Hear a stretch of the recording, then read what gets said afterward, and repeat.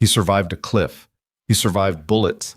He survived 20 years of building an empire on blood and silence. But the moment that wheelchair rolled through her office door, Kang Do-jin, the most feared criminal boss in South Korea, felt something crack inside his chest that no surgeon could ever fix. Because sitting behind that desk was the only person he had spent 2 decades searching for. The girl who disappeared without a word. The girl he never stopped waiting for. And before Dr. Amara Okoye could even reach for his file, he said the 4 words that destroyed her composure completely. You broke your promise. If this story already has you hooked, hit that like button right now, drop your city in the comments below, and let me see just how far this story has traveled. Now settle in. This one is going to take everything from you. Asheb. The file came through at 6:47 in the morning. Amara had been awake since 4, which was not unusual. She ran on poor sleep and strong coffee, and the particular kind of discipline that develops in a person who has spent most of their life being the only one who looked like her in every room she entered. The rehabilitation unit at Sungdo Medical Center occupied the entire 14th floor, and at that hour the corridors were quiet enough that she could hear the hum of the elevator from 3 hallways away. She liked the early mornings for exactly that reason.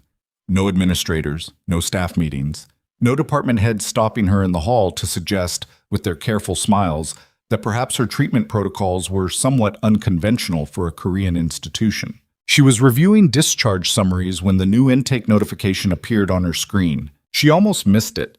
Her eyes had been sliding across patient names for the better part of an hour, cross-referencing follow-up schedules with physical therapy availability, and she had developed the particular tunnel vision of someone running on 4 hours of sleep and institutional fatigue.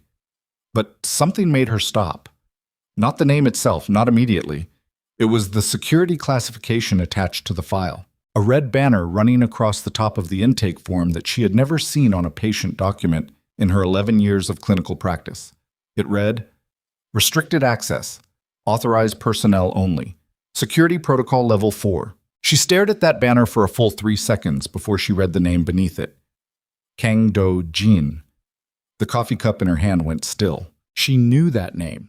The whole country knew that name, though most people who spoke it did so carefully, in lowered voices. The way you speak about a fire you are not entirely sure is extinguished. The tabloids called him the Ghost of Black Phoenix.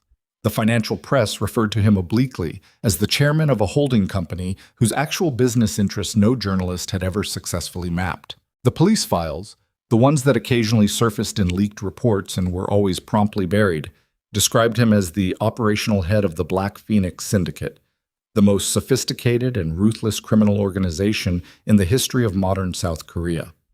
None of it had ever been proven in court. None of it had ever needed to be. The name alone carried its own weight. What the tabloids did not know was that Amara had known that name long before it became synonymous with fear. She set the coffee cup down on her desk with the precision of someone managing an involuntary tremor in their hands. Then she opened the file. The medical summary was extensive. 6 weeks earlier, a vehicle belonging to a private security contractor had gone off a mountain highway on the outskirts of Gyeonggi Province under circumstances that the official police report described as a single-vehicle accident caused by driver error. The vehicle in question was an armored SUV with reinforced plating capable of withstanding small arms fire. It had not withstood a 200-meter drop. The driver had not survived. Kang Do-jin had, extracted from the wreckage by a private emergency response team before any government first responders arrived on scene. He had been stabilized at a private facility and transferred twice before the decision was made to bring him to Sungdo under the kind of arrangements that did not appear in standard hospital admissions paperwork. The injuries were severe. Compression fractures at T11 and T12. Contusion to the spinal cord. Significant edema at the site of impact. The primary physician's notes described bilateral lower limb paralysis with diminished sensation below the injury site. The prognosis section was the one Amara read twice, then a third time, with the focused attention she reserved for cases that sat at the boundary between possible and not. The cord was not severed. She had spent enough time staring at MRI images to understand what that meant and what it did not mean. It did not mean recovery was guaranteed. It did not mean recovery was likely without aggressive, precisely calibrated intervention. What it meant was that the door had not been closed all the way. There was still a gap, Narrow, difficult, demanding, but a gap nonetheless. Under any other circumstances, this would have been exactly the kind of case she lived for. She pushed back from her desk and stood at the window for a long time, watching the city begin to lighten below her. Seoul at dawn had a particular quality she had never been able to adequately describe to anyone who had not seen it. That moment when the darkness loses its conviction and the gray comes in not gently, but abruptly, like a decision being made. She had spent so many years in this city, left it, returned to it, spent more years searching its hospital networks and alumni databases and NGO directories for a name that never appeared the way she was looking for it, because the man attached to that name had become something that did not appear in directories. She pressed one hand flat against the glass and felt the cold move through her palm. There was a knock at her office door. Dr. Okoye. Her assistant, Min Ji, stood in the doorway with a tablet and the expression of someone who had received instructions she found slightly uncomfortable to be delivering. The new patient's transport team has requested an early consultation. They said, a brief pause. They said he prefers not to wait. Amara turned from the window. What time is it? 6:58. She picked up the patient file, tucked it under her arm, and smoothed the front of her white coat with the practiced efficiency of someone who had been composing themselves under pressure for most of their professional life. Give me 10 minutes. She did not need 10 minutes to compose herself. She needed 10 minutes to decide whether the woman who walked into that consultation room was going to be a doctor treating a patient with a complex spinal cord injury or someone doing something far more dangerous, being herself. She walked in after 7. He was already there. The consultation room had a wall of windows on the east side that caught the early light at that hour, and he was positioned facing them. The wheelchair angled slightly so that when she entered, he did not immediately appear to be looking at her. He was thinner than she had expected, though she could not have said precisely what she had expected.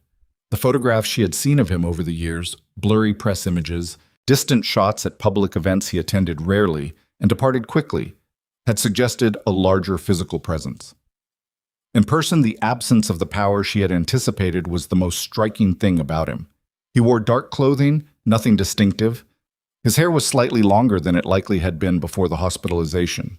His hands, resting in his lap, were very still. He was looking at the city. She crossed the room to the opposite side of the desk without speaking. She set the file down and opened it to the imaging results, because she was a professional, and this was a medical consultation, and the only way through the next few minutes was to be precisely that. Mr. Kang, she said, I'm Dr. Okoye. I'll be overseeing your rehabilitation program. I've reviewed your imaging from the referring facility, but I'd like to conduct my own assessment before we discuss. You broke your promise. His voice was quiet. Not soft. Quiet is different from soft. Soft suggests gentleness. This was quiet the way a room is quiet after something has shattered. Low and controlled and absolutely without uncertainty. She stopped talking. For the first time since she had entered the room, he turned to look at her. The early light caught the left side of his face and left the rest in partial shadow, and she stood at the opposite side of the desk with the patient file open in front of her, and 17 years of practiced professional composure between her and everything she was actually feeling, and she looked at him. He had aged. Of course he had aged. They both had. But there was something in his face that she had not expected to recognize so immediately, something that lived underneath the years and the weight of whatever life he had built and destroyed and rebuilt in the decades since the last time she had seen him. Something that was still and unchanging, the way certain things are unchanged by time because they were formed under enough pressure to last.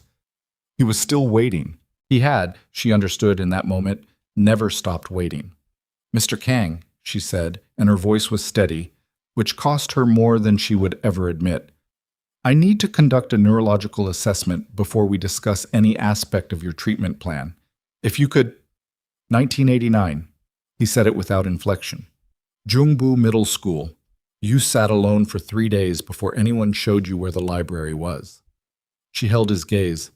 I'm aware of our history. Then you're aware that I'm not here to discuss a treatment plan. You're here because you have a T11 to T12 spinal cord contusion, and without aggressive rehabilitation intervention, your prognosis is significantly worse than it needs to be. She kept her voice clinical, It was the only weapon she had available in this room, and she intended to use it. The cord is not severed, Dojin. The name came out before she could stop it, and she felt the small flint she refused to show pass through her and disappear. That matters. That is the only thing in this room that matters right now. Something shifted in his expression. It was not surprise exactly. It was the look of a person who has been tested and has noted, with precision, what the test revealed. "Sit down," he said. "I'll stand." The corner of his mouth moved, not quite a smile. An acknowledgement of something. "Then I'll talk and you can stand," he said. "You came back to Seoul 4 years ago, Jungbu District, 2 months after your return. You stood outside the old school building for 11 minutes before you left. My people almost made contact 3 times, each time you moved before they could reach you." He paused. "I called them off the 3rd time. I decided I would wait." The cold from the window had not reached her. She was standing well away from the glass, and the consultation room was climate-controlled, and she was cold anyway, in that specific way that has nothing to do with temperature. "You had people watching me," she said. "I had people looking for you," he said, "for a very long time. There is a difference." "Is there? You were safe. I made certain of that. I did not interfere with your life." His hands were still in his lap. "I just needed to know where you were." She should have said something clinical, something about professional ethics and the parameters of the therapeutic relationship and the fact that this conversation needed to be redirected toward his medical care. She should have done that. Instead, she said, "Why didn't you just reach out?" He looked at her steadily. "Because the last time I reached out to someone, they disappeared." The silence in the room after that was the particular kind of silence that forms around a statement too accurate to argue with. She had left. She had not chosen to leave. Her parents had made that decision in a 48-hour window when she was 12 years old, and the political situation in the region had shifted, and there was no room in that upheaval for a child to say goodbye to the one person who had made her feel less alone. But she had left, and she had known, even at 12, what that would mean to him, because she had already understood by then that Dojin did not form connections easily or often, and that what existed between them was the kind of thing that, once broken, would not recover quietly. She had spent a significant portion of her adult life not fully acknowledging how much guilt she carried about it. "Sit down, Dr. Okoye," he said, more quietly this time. She sat down. They looked at each other across the desk, and the city moved behind him in the glass, and the light continued to change, and neither of them spoke for a moment that was long enough to contain everything they were not yet saying. "I need you to understand something," she said finally. "Whatever happened between us when we were children, whatever we were to each other, does not enter this room. This room is about your recovery. That's the only thing I can offer you, and it is genuinely worth offering. You have a real chance, but it requires that you trust the process, follow the protocol, and don't make my job harder than it already is." "Is my job making your job harder?" "You're already making my job harder." Something that was definitely closer to a real expression crossed his face. That was always the dynamic. "Don't."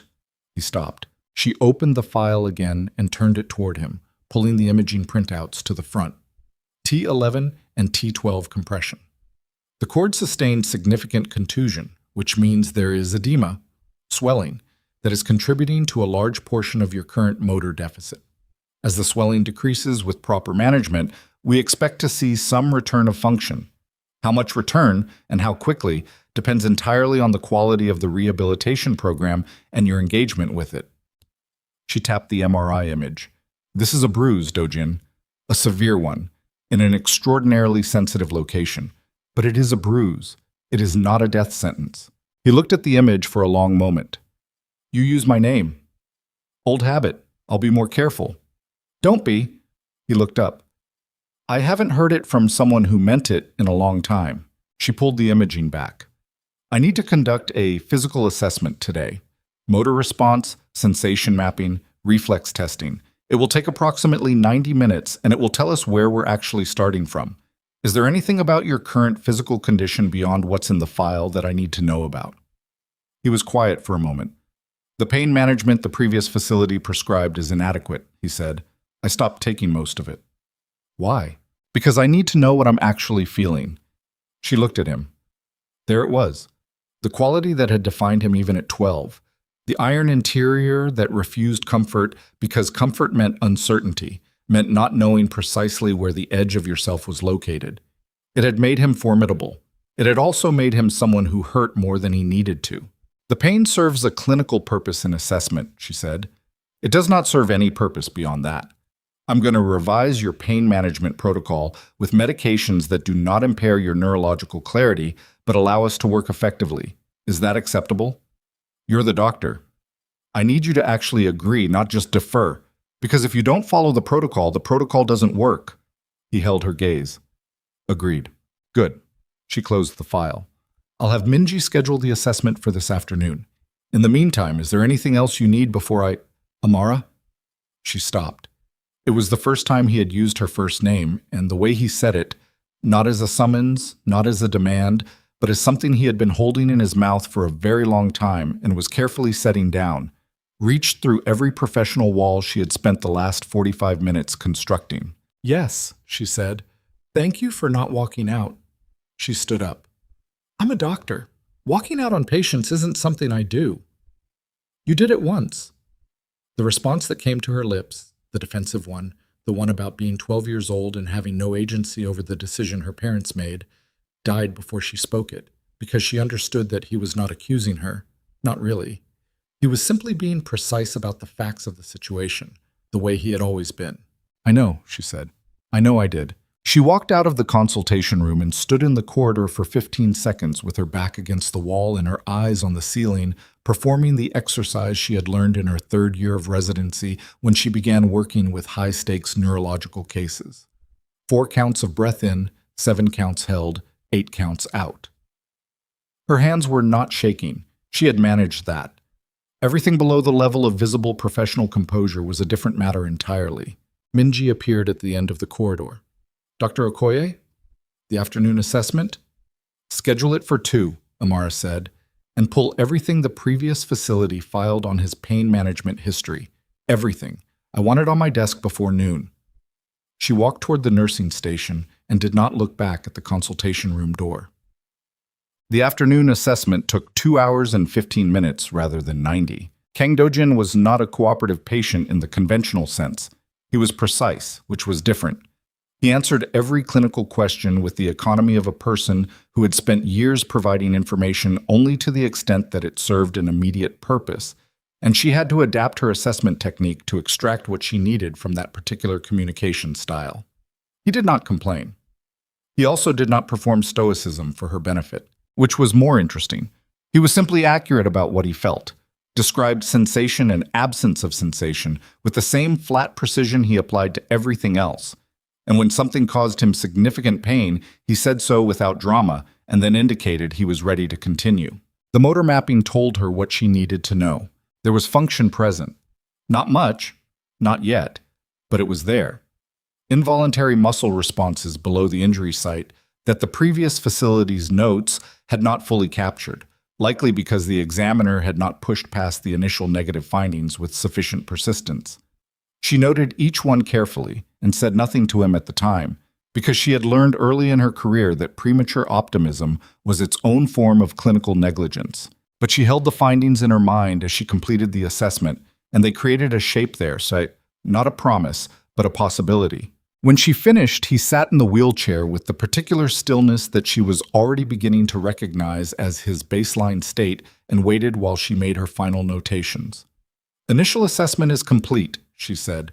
I'll have the full treatment plan drafted by tomorrow morning. We'll start with pool therapy and passive range of motion work. No parallel bars yet. I want the edema to decrease further before we... When do I walk? She looked up from her notes. The goal-setting conversation happens tomorrow, with the full plan in front of us. I'm asking now. She set the pen down. Recovery from this type of injury is not linear. There is no fixed timeline I can give you with integrity. Give me an honest one. She looked at him for a moment. The light in the assessment room was flat and clinical, the kind of light that does not flatter anyone, and in it he looked tired in a way that had nothing to do with the current session. Tired in the way of a person who has been carrying something extraordinarily heavy for an extraordinarily long time.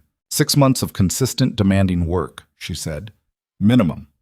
If the edema responds well, if your body tolerates the protocol, if you give this everything you have, 6 months before we would expect meaningful functional improvement. Walking, if it happens, likely comes later, 12 to 18 months. He absorbed this without visible reaction. And if I give it less than everything, then we're talking about a different conversation, she said. One I don't want to have. Neither do I. He turned the wheelchair slightly toward the window. I've been in rooms where people told me what I couldn't do my entire life. My father told me I was too soft to lead. My rivals told me I was too young to survive. The investigators who tried to build cases against me for 11 years told each other I was untouchable. A pause. None of them were right. This is different from all of those things, she said. Your spine is not an opponent you can outmaneuver. No, he agreed, but recovery is not only about the spine. She did not argue with that. It was, in fact, accurate. He had 6 bodyguards in the facility. She had not seen all of them on the first day, but by the end of the first week, she had mapped their positions the way she mapped everything. Through peripheral observation and pattern recognition, the skills she had developed as a child who was always the most visible person in any room and had learned to track threats from a young age. They were good. That was the honest assessment. Professional in a way that was visible only in the aggregate, the consistency of their positioning, the absence of any observable communication between them, the way the morning shift exchanged with the night shift without the slightest disruption in the surrounding environment. Whatever organization had trained these men understood that the most effective security was the kind that did not look like security. She did not ask about them. It was not her domain, and Dojin had not offered information, and they had arrived at an implicit operational understanding during the first week. Inside the therapy rooms, she directed. Outside them, a different architecture of authority applied, and she had no particular desire to press into it. What she had not anticipated was how quickly she would begin to see the man behind the file. It happened incrementally, the way these things always do. Small observations, accumulated. The way he treated the junior physical therapy staff, direct, occasionally curt in a way that she suspected he did not fully register as curtness, but never contemptuous. The way he responded to Minji, who had been terrified of him for the first 4 days, and who he had, apparently without conscious effort, completely won over by the end of the first week through the simple mechanism of remembering her name and using it.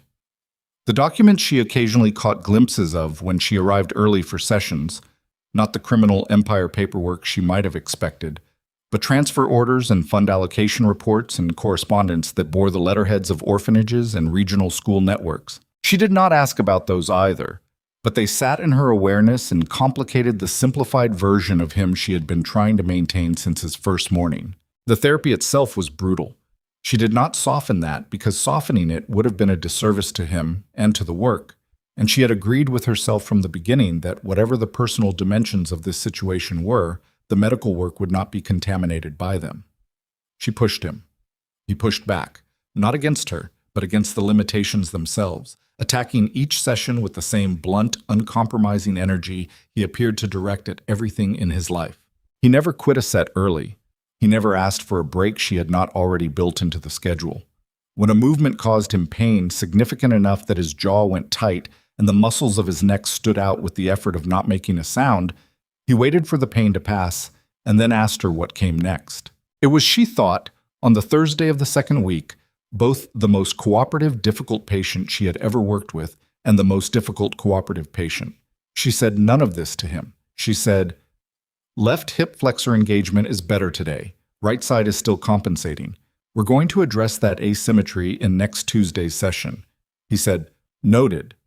She said, "You need to sleep more. I'm looking at the nursing shift notes. You're running on 4 hours." A pause. "So are you." "I'm not the one trying to regenerate spinal cord function." Another pause.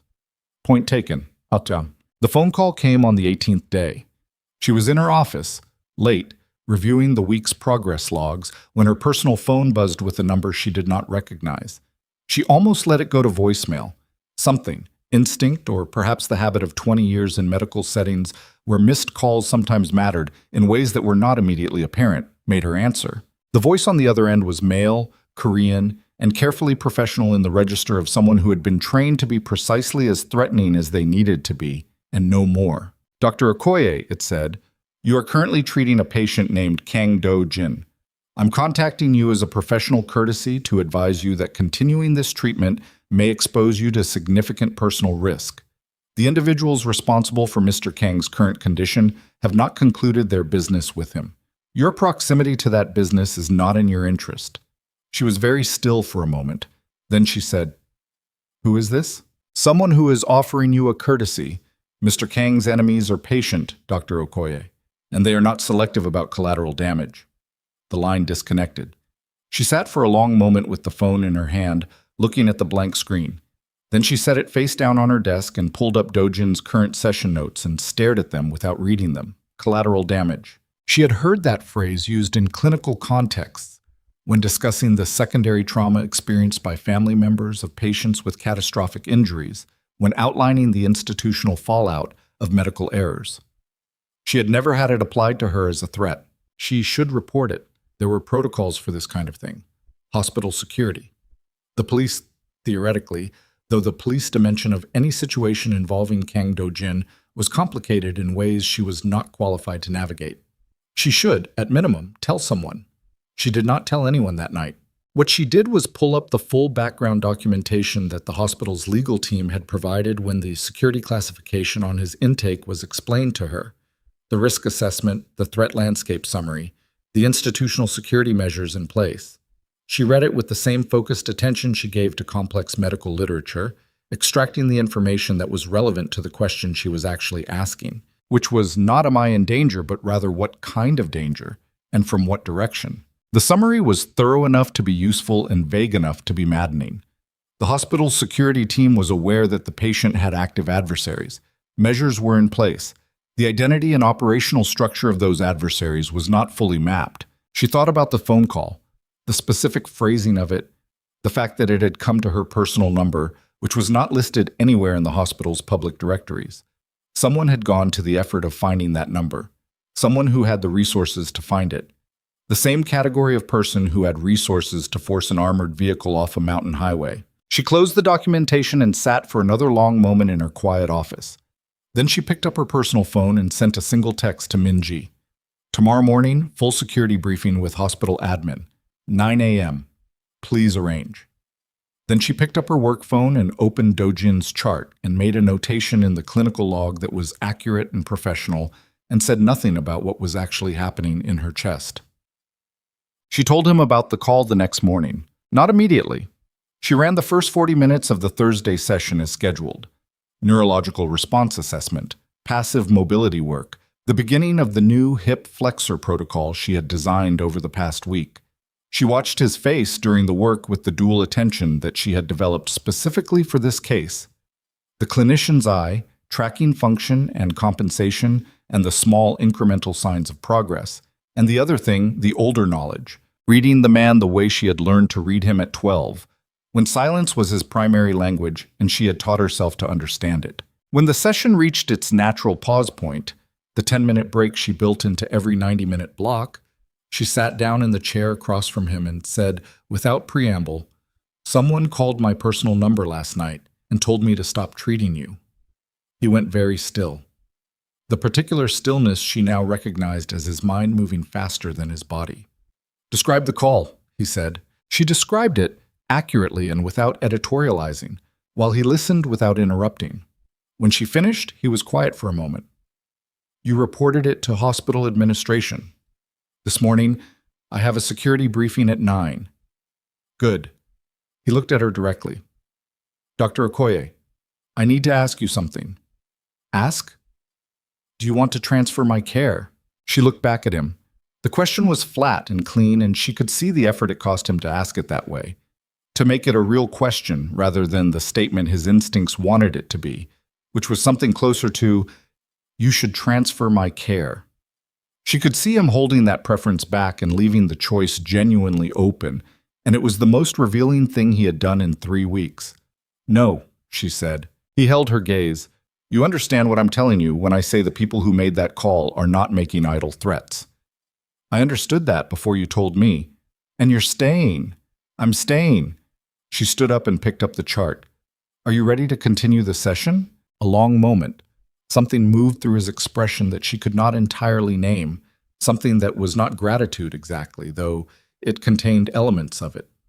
Something older than gratitude, something that had been waiting in him for a long time to have somewhere to rest. "Yes," he said. "I'm ready." They worked for another 50 minutes without addressing any of it again, and the work was the best session they'd had yet, and she noted the progress in the log that evening with the precision of a clinician and the knowledge, running underneath it, that something had shifted today in a way that could not be shifted back. She was in the hospital corridor at 7:40 the following Tuesday, early for a morning consultation that had been moved up, when she heard the voice. She did not immediately identify it as significant.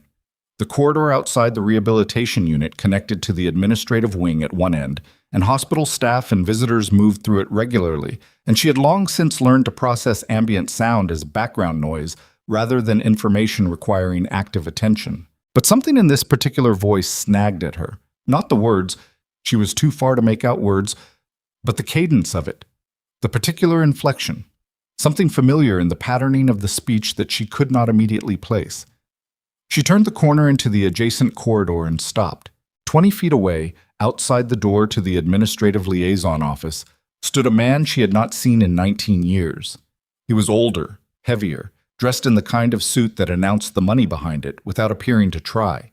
He was speaking with one of the hospital's administrative liaison officers, and he was using the voice of someone accustomed to being listened to, and his back was partially toward her so that she was looking at the side of his face, enough to recognize the jaw, the particular angle of the nose, the expensive haircut doing its work on features that had been arrogant at 14 and had simply grown into the authority that arrogance, with sufficient resources, eventually becomes. Hanseok Tae. She had a single second in which the recognition landed and the implications assembled themselves in her mind, not as a slow analytical process, but as a sudden and complete understanding of multiple things simultaneously.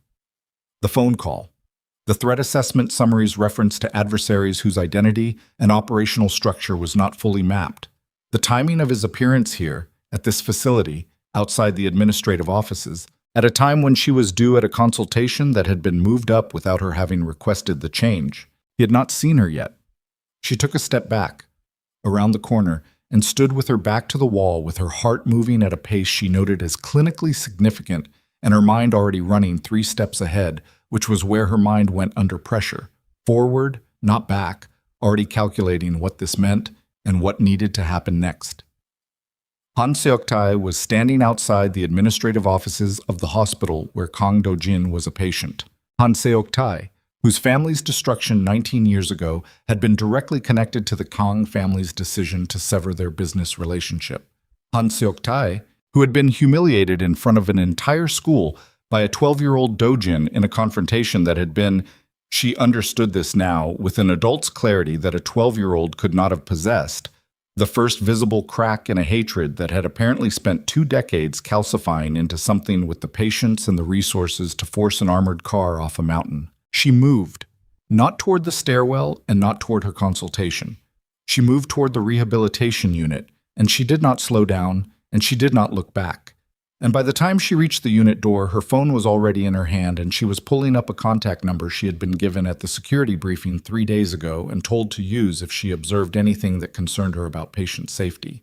She pressed call as she pushed through the unit door. The phone rang twice. And from somewhere inside the rehabilitation unit, she heard a sound she had not heard before in this building. A sound that every instinct she possessed, clinical and otherwise, identified immediately and correctly. The sound of something going wrong. But the sound was not loud. That was the first thing Amara registered, and it was the wrong detail to register, but her brain seized on it anyway, the way the mind grabs at something concrete when everything else is dissolving into urgency.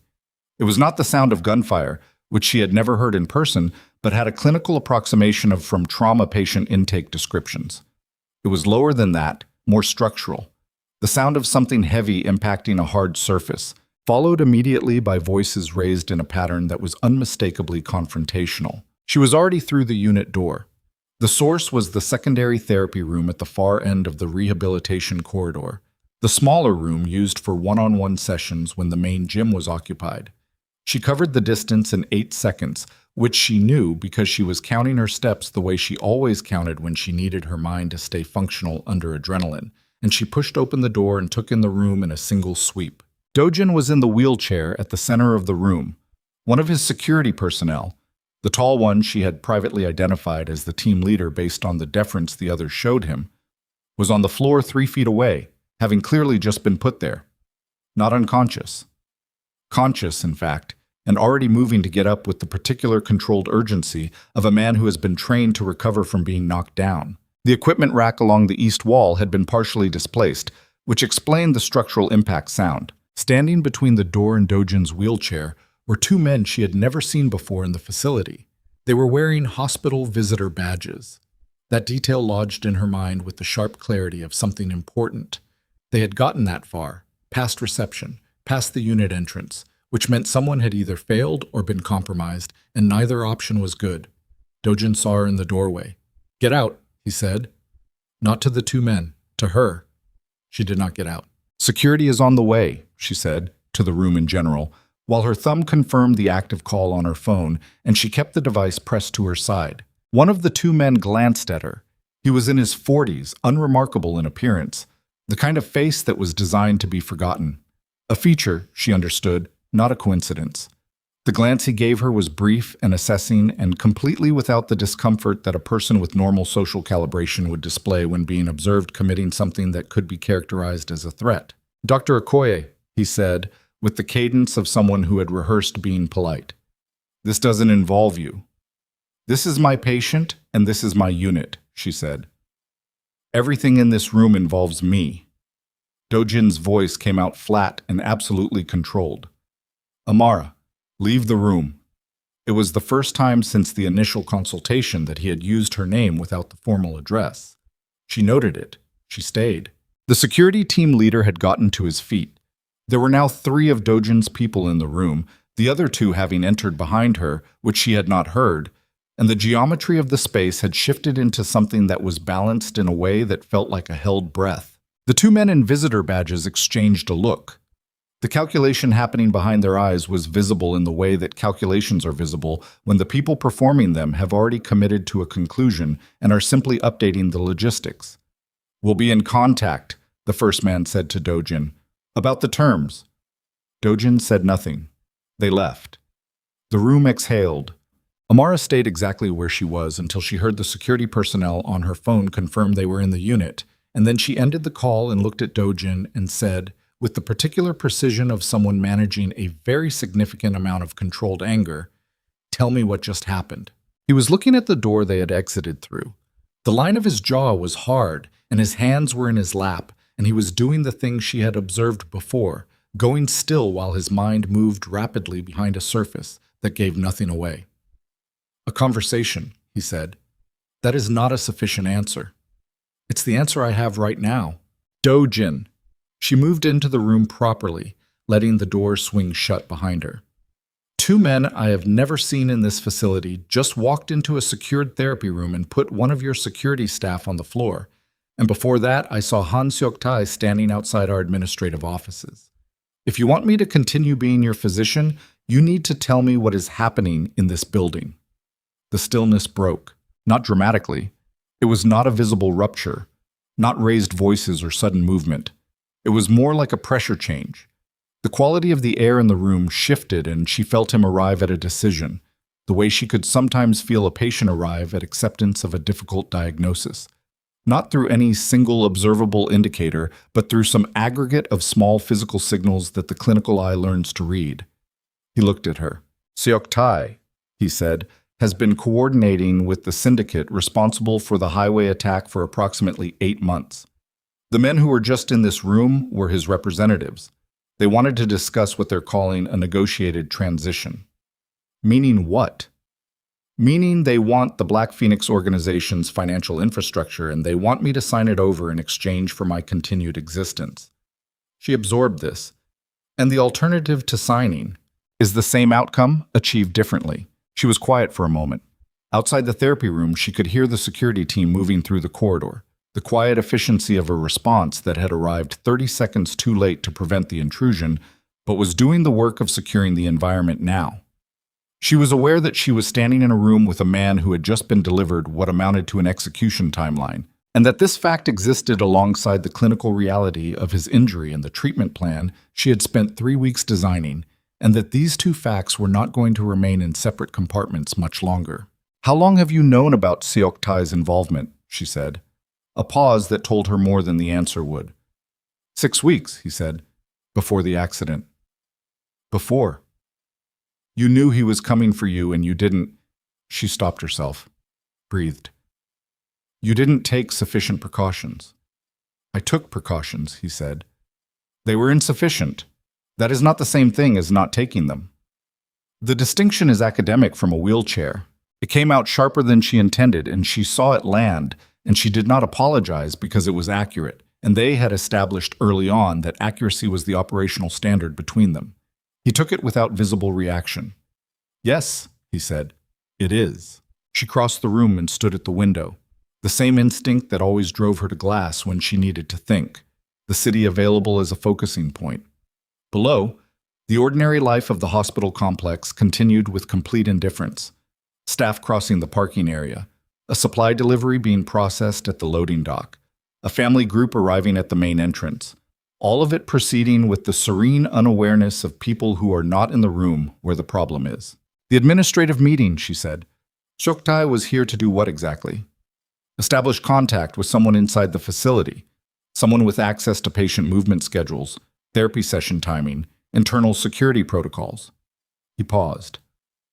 The hospital was chosen specifically because my organization's external response capacity here is limited. Inside a medical facility, I cannot operate the way I would operate in my own territory. You're telling me he's trying to map the gaps in your protection. He's already mapped them. The visit today was to confirm them. She turned from the window. Then we move you. No. Dojin, moving me creates exposure. Transport is when I'm most vulnerable. Seoktai knows that. A transfer request triggers a movement window, and a movement window is an opportunity. His voice was flat and patient, the voice of someone explaining a logic they have already exhausted themselves thinking through. I am safer in this building than I would be in transit. You are safer in this building until someone inside this building is compromised. Yes, a beat. Which is why I need you to trust me to handle the external dimension of this, and I need you to focus on the one thing that changes the calculus of all of it. She looked at him directly. Getting you on your feet.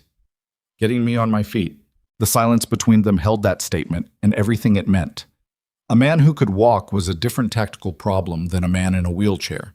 A man who could move under his own power, who could respond physically to a threat rather than directing others to respond, who was not confined to the architecture of therapy schedules and transfer logistics. That man was significantly harder to corner. She knew this. She also knew that the timeline she had given him, 6 months minimum before meaningful functional improvement, had just become the most operationally relevant medical estimate she had ever made. I need to revise the protocol, she said. How? More aggressive? More frequent? More demanding? She was already running the recalculation in her mind.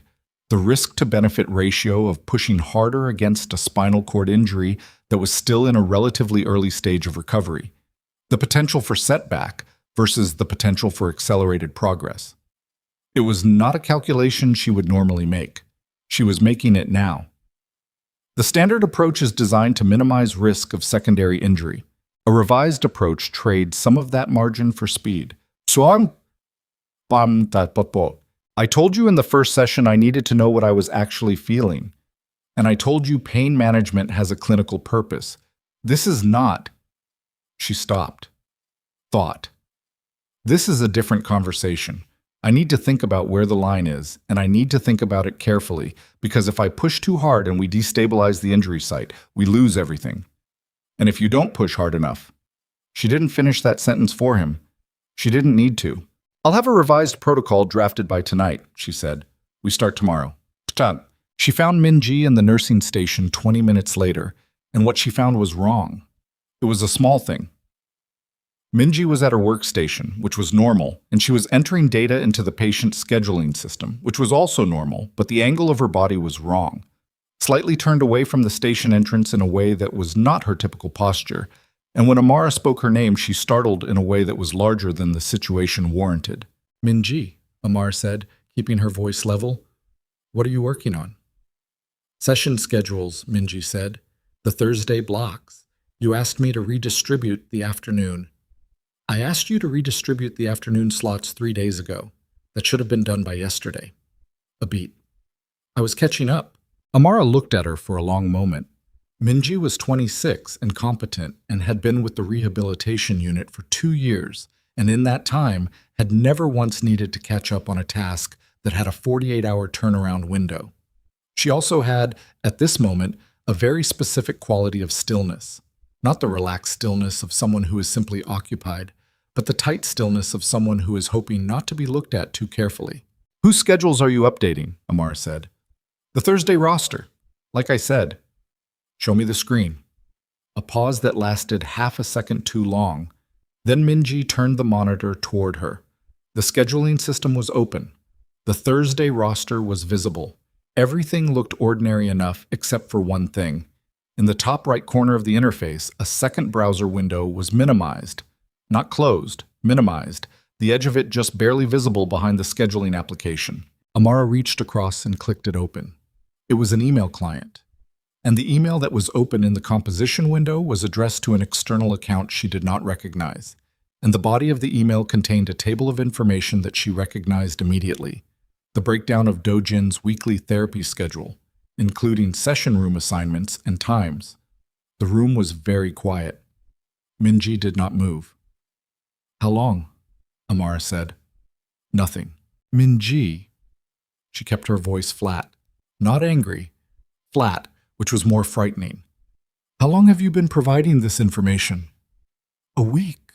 The word came out small and ruined. Only a week, Dr. Okoye. I swear that's all. They came to me. I didn't go to them.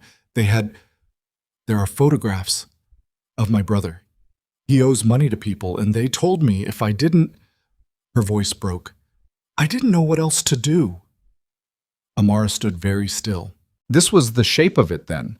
This was how it worked.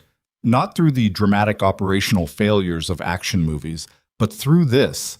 A 26-year-old woman with a brother in debt and a job that gave her access to scheduling data, and people who were patient enough and organized enough to find that leverage and apply it with the precision of professionals. Did you send this email? Amara said. I was about to.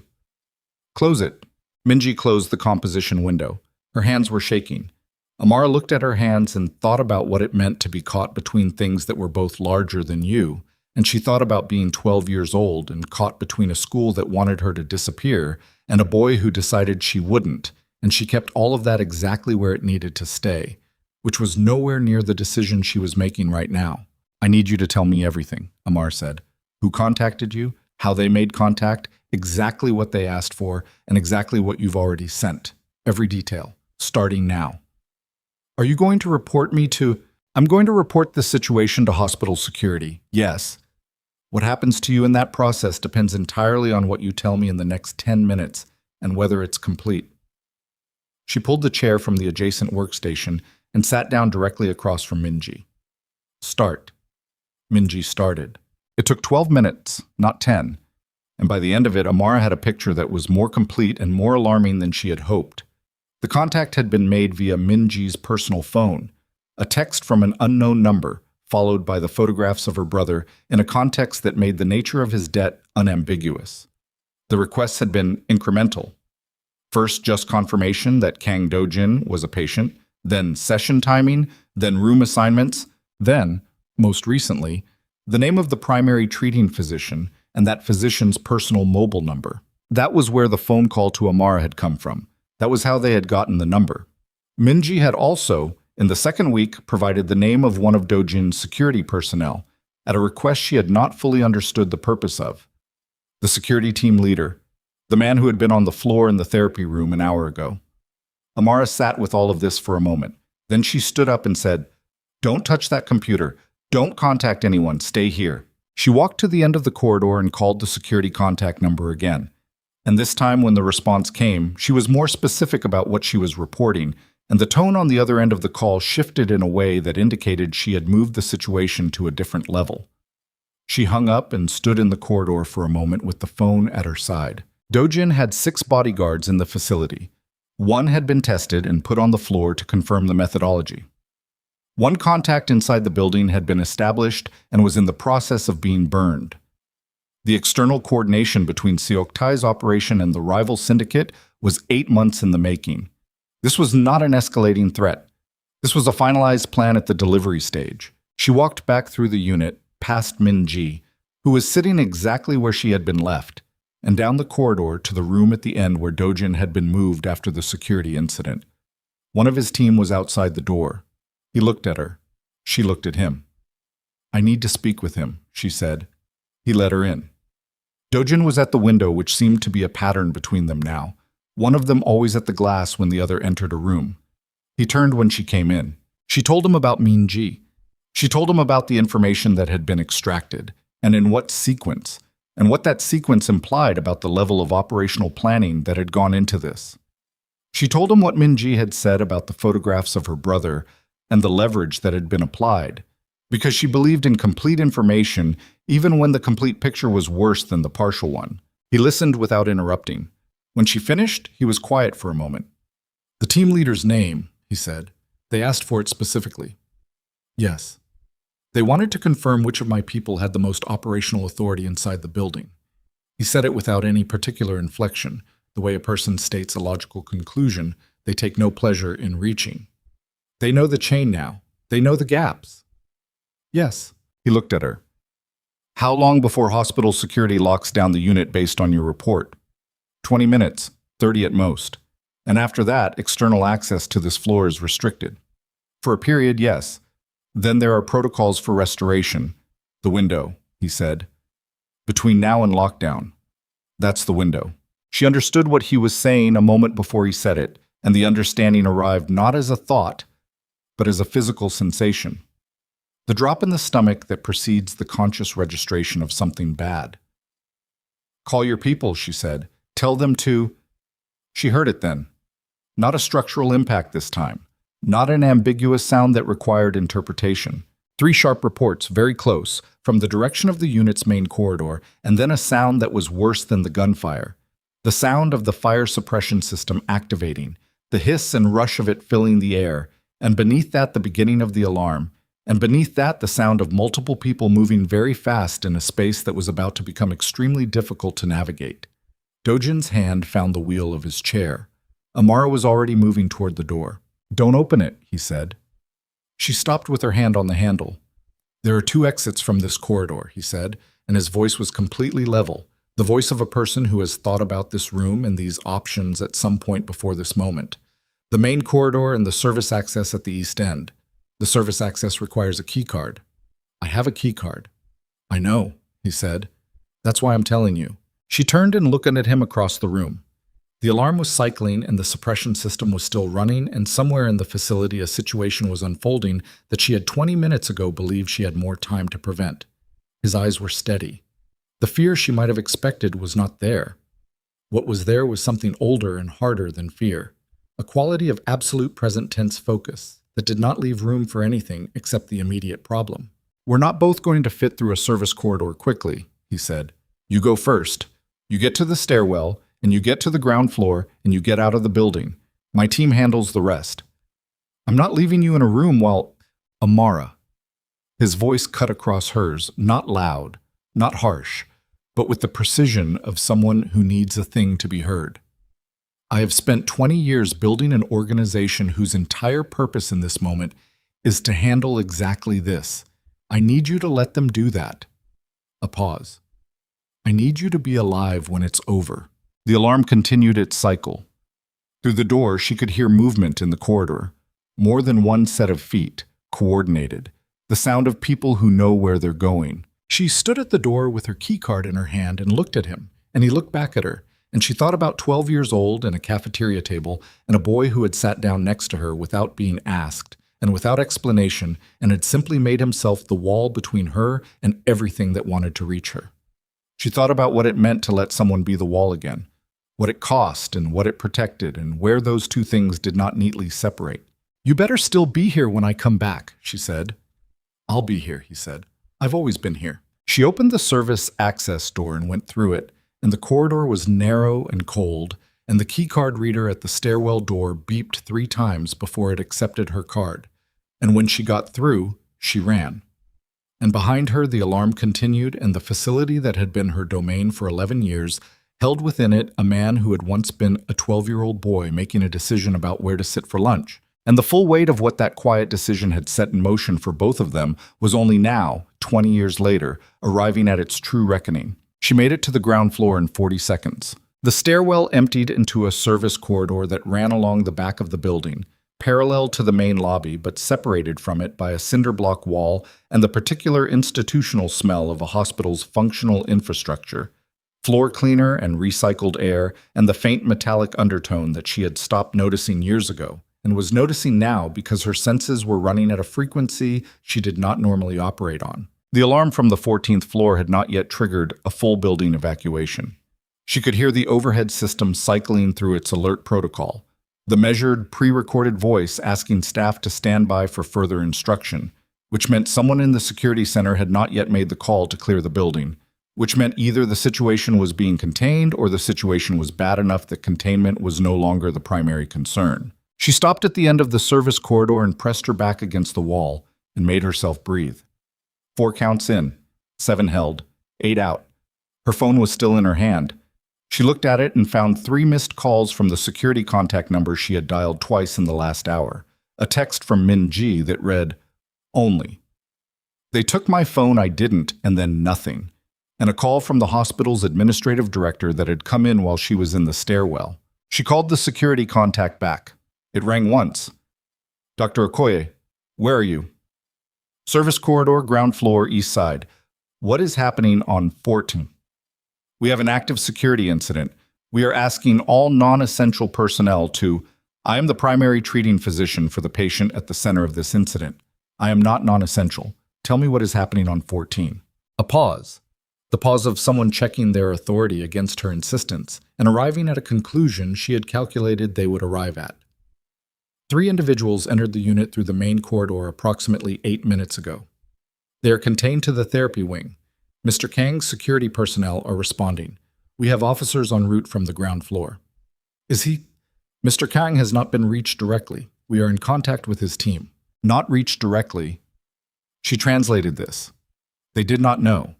His team was responding and the hospital's security was responding, and nobody had eyes on the room where she had left him. "I'm coming back up," she said. "Dr. Okoye, that is not..."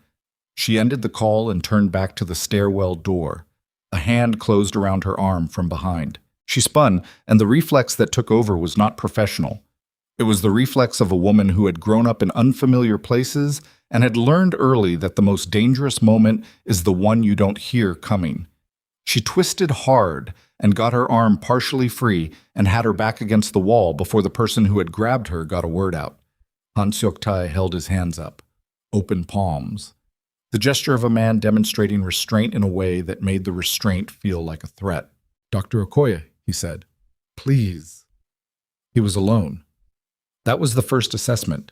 The corridor was empty behind him, and she could not see anyone at the far end, and the door to the stairwell was shut. He had come from the direction of the main lobby, which meant he had been inside the building during lockdown, which meant he had either anticipated this moment or had been directed here. "Don't touch me," she said. "I won't." He lowered his hands slowly. Up close, the years were visible on him in a way they had not been from 20 feet away in the corridor that morning. He was 51, which she knew because she knew his age the way she knew Dojin's age, the arithmetic of a shared childhood refusing to be forgotten. The money was visible in everything. The suit, the watch, the particular grooming of a man who has had access to the best of everything for long enough that it has stopped being remarkable. But underneath it, the face was the same face. Older, heavier. But the same face that had looked at a 12-year-old girl in a school hallway with the casual contempt of someone who has never been told that other people are real. "You need to hear something," he said. "Before this goes further. I need to get back to my patient." "Your patient?" His voice shifted slightly on the word, not quite a sneer, but the shape of one, the ghost of the thing. "Is that what you think he is?" "What I think is not your concern. Move." "He's using you." Seok-tae said it without emphasis, which was worse than if he had said it with anger. "He's been using you since the moment he found out you were in Seoul, since before that. The position at Songdo. Do you think that was coincidence? She was still. What are you talking about? Your appointment. Chief of Rehabilitation at Songdo Medical Center. He watched her face. The hospital's board of directors approved a new position 4 months before you applied, a position that had not been budgeted and was not on the institutional development plan. The funding came through a medical philanthropy foundation. A pause. Would you like to know who funds that foundation? The corridor was very quiet around them. You're lying, she said. I'm not. He reached into his jacket and produced a folded document, paper, physical, the choice of a man who understood that digital evidence is easy to question and paper in your hands carries a different weight. Black Phoenix Charitable Holdings, registered in 2019, their primary grant recipient for the past 3 years is the Songdo Medical Center Foundation, which funds operational expansion including staff positions. He held the document out. The position that brought you back to Seoul. The position that put you in that building, on that floor. She did not take the document, but she could not make herself say she was lying a second time, because the thing happening in her chest was not the feeling of encountering a lie. It was older and more specific than that. It was the feeling she had learned to recognize over years of working with patients who received information that restructured everything they thought they knew. That particular quality of the world refusing to hold its previous shape. Why would he do that, she said, and hated that she had said it, because asking why was the same as accepting the premise. Because he wanted you back, Suktai said simply. Because Kang Dojin has wanted you back since you were 12 years old and left. And when he found out you were practicing medicine in London, he spent 2 years engineering a situation that would bring you to Seoul without you knowing he was involved. Because the one thing that man cannot do, the one thing in 20 years of doing everything else, is simply ask for what he wants. She took the document. She unfolded it and read it in the flat corridor light. And the corporate registry information was there, and the grant records were there, and the dates were there. And she was a person who had spent her career learning to read medical documentation with absolute precision. And that precision was working against her now because the document was clear and internally consistent and structured like something true. The position at Songdo had been announced 8 months before she applied. She had applied because the salary and the clinical scope were exactly suited to what she had been building toward. And the timing had felt, in the way that good timing always feels, like something she had earned. She had not questioned it. Why would she have questioned it? People did not generally question good timing. That was what made it effective. He engineered this, she said, every part of it. The accident. Her mind was moving faster than her mouth now, assembling and discarding. The accident happened after I was already at Songdo. The accident, Seoktae said, is where the story gets more complicated. She looked up from the document. The highway attack was real, he said. My associates were responsible for it. Yes, I won't lie to you about that because you're going to find out regardless, and I need you to hear the full picture from me. But the attack was a response. Dojin had been running a campaign for 18 months to dismantle every organization adjacent to mine. Financial strangulation, supply chain interference. 3 of my business partners faced criminal investigations that were sourced from evidence that did not come from the police. He paused. It came from the Black Phoenix Syndicate. He was destroying me slowly, Dr. Okoye, while you were in that building working on his rehabilitation. You tried to kill him. I tried to stop him. He said it like a man who had rehearsed this sentence and found it still did not sit comfortably. There is a difference. There isn't. She folded the document. Whatever he did to you, whatever history exists between your families, you put him in a wheelchair. You put him in my care. And now you're standing here telling me the circumstances of my employment were arranged by him, which, even if it's true, is a different conversation from the one that involves armed men on the 14th floor of my hospital. I'm trying to give you a reason to walk away, he said, a legitimate one that has nothing to do with threats. And those men upstairs. A negotiation that got out of hand. Someone fired a weapon. A pause. That was not sanctioned. I need you to understand something, she said, and her voice had gone to a place she did not use very often. Not the clinical register, not the professional composure, but the thing underneath both of those, the voice of a woman who has been accommodating other people's versions of her life for long enough that the accommodation has reached its limit. Whether he arranged that job or not, that has nothing to do with whether he is my patient. He is my patient. He has a spinal cord injury. And the only thing that is going to happen next is that I am going back upstairs and I am going to make sure he is physically safe. And after that, everything else you have told me tonight, I will deal with. Suktai looked at her for a long moment. You're going to go back to him, he said, even knowing what he did. I'm going to go back to my patient, she said, because that is what I am. Whatever he did or didn't do to get me to Seoul, he cannot force me to be a physician. That part was mine. That has always been mine. She pushed past him and went back through the stairwell door. The 14th floor was chaos managed into a semblance of order. She came out of the stairwell into a corridor that had the particular quality of a space where something violent had recently concluded. The residue of it in the displaced furniture and the smell of the suppression system's discharge and the specific way the hospital staff who remained were moving, careful and wide-eyed, giving wide berth to the areas where Dojin's security personnel were standing. One of those personnel intercepted her before she reached the therapy wing. Young, compact, a face she recognized from the facility's background briefing as belonging to someone 2 levels below the team leader in the organizational structure. Dr. Okoye, he said, Mr. Kang asked for you. Where is he? Main therapy room. She walked past him. The main therapy room had a long wall of windows on the south side, and the early evening light was coming in flat and gray. And in that light, she could see 3 things simultaneously. The evidence of what had happened here, which was significant. The 2 members of Dojin's security team who were standing at the room's perimeter with the closed-off expressions of men doing the work of not showing what they felt. And Dojin himself, at the center of the room, in the wheelchair, with a cut above his left eyebrow that had been roughly dressed with gauze, and a stillness about him that was different from the stillness she was accustomed to. This stillness had something underneath it. She crossed the room and reached for his face automatically, the physician's response, tilting his chin toward the light to examine the wound properly. He let her do it. The cut was shallow, but head wounds bled disproportionately, and the gauze was doing its work. This needs proper closure, she said. I need Amara. His voice was quiet under her hands. She pulled back slightly, looked at him. You went downstairs, he said. You told me to. You came back. I told you I would. Something in his face shifted. Not the diplomatic stillness, not the controlled presentation he maintained for the world.